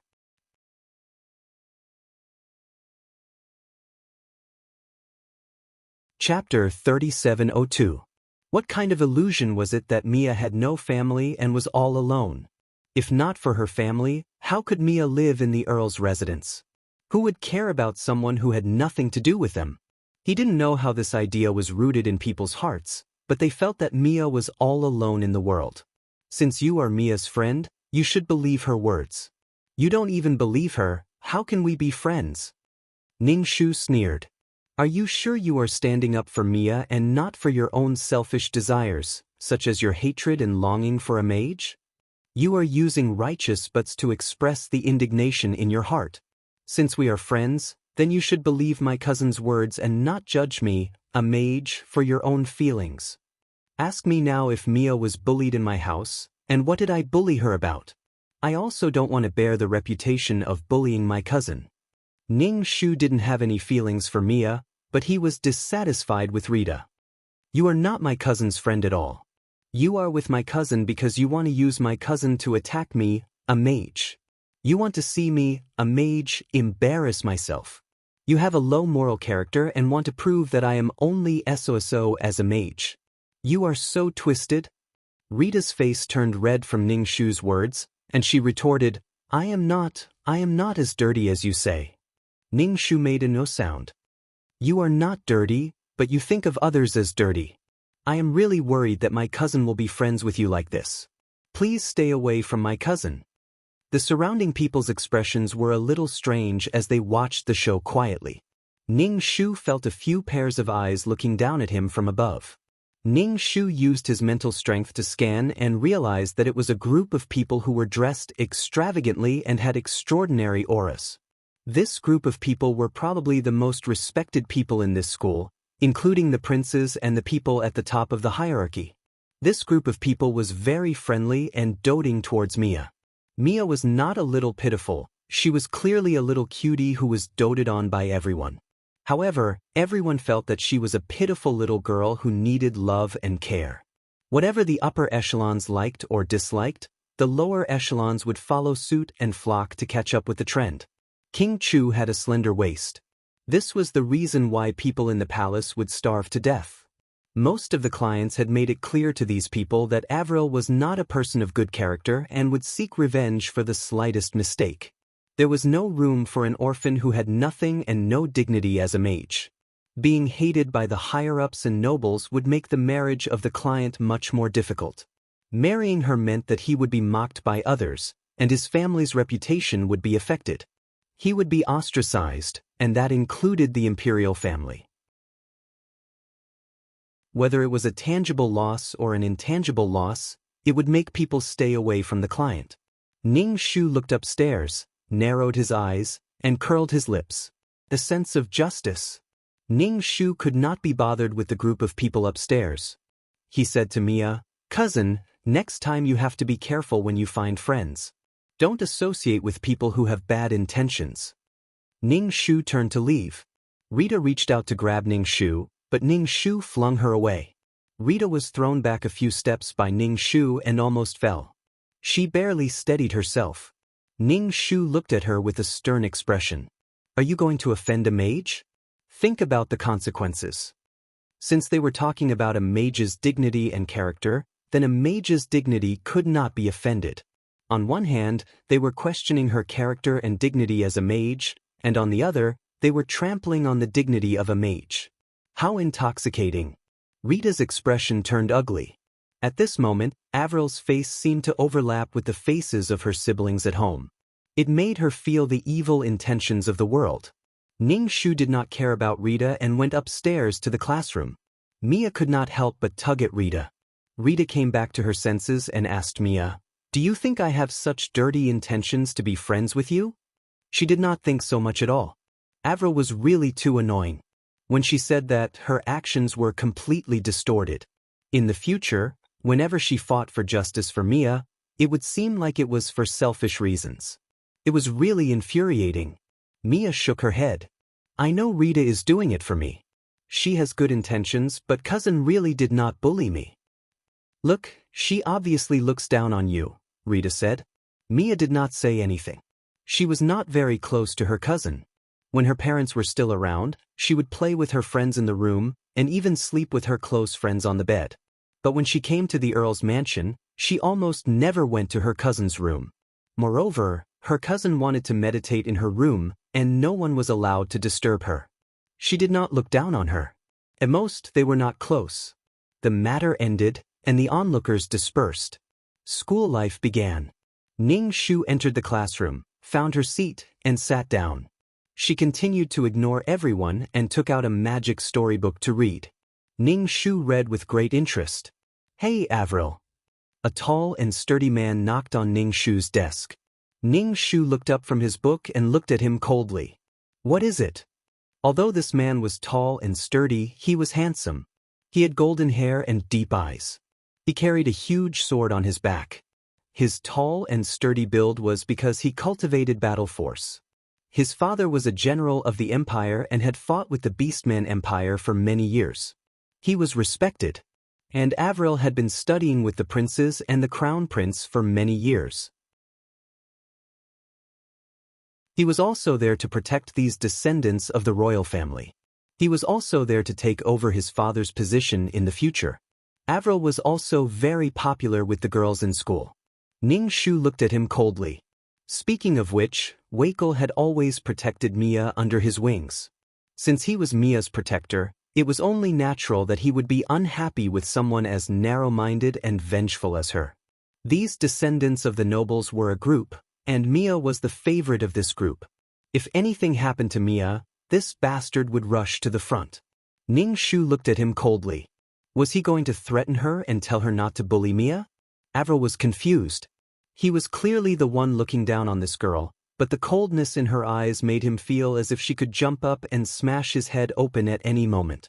This feeling rose in his heart, and the battle force in Avril's body began to circulate faster.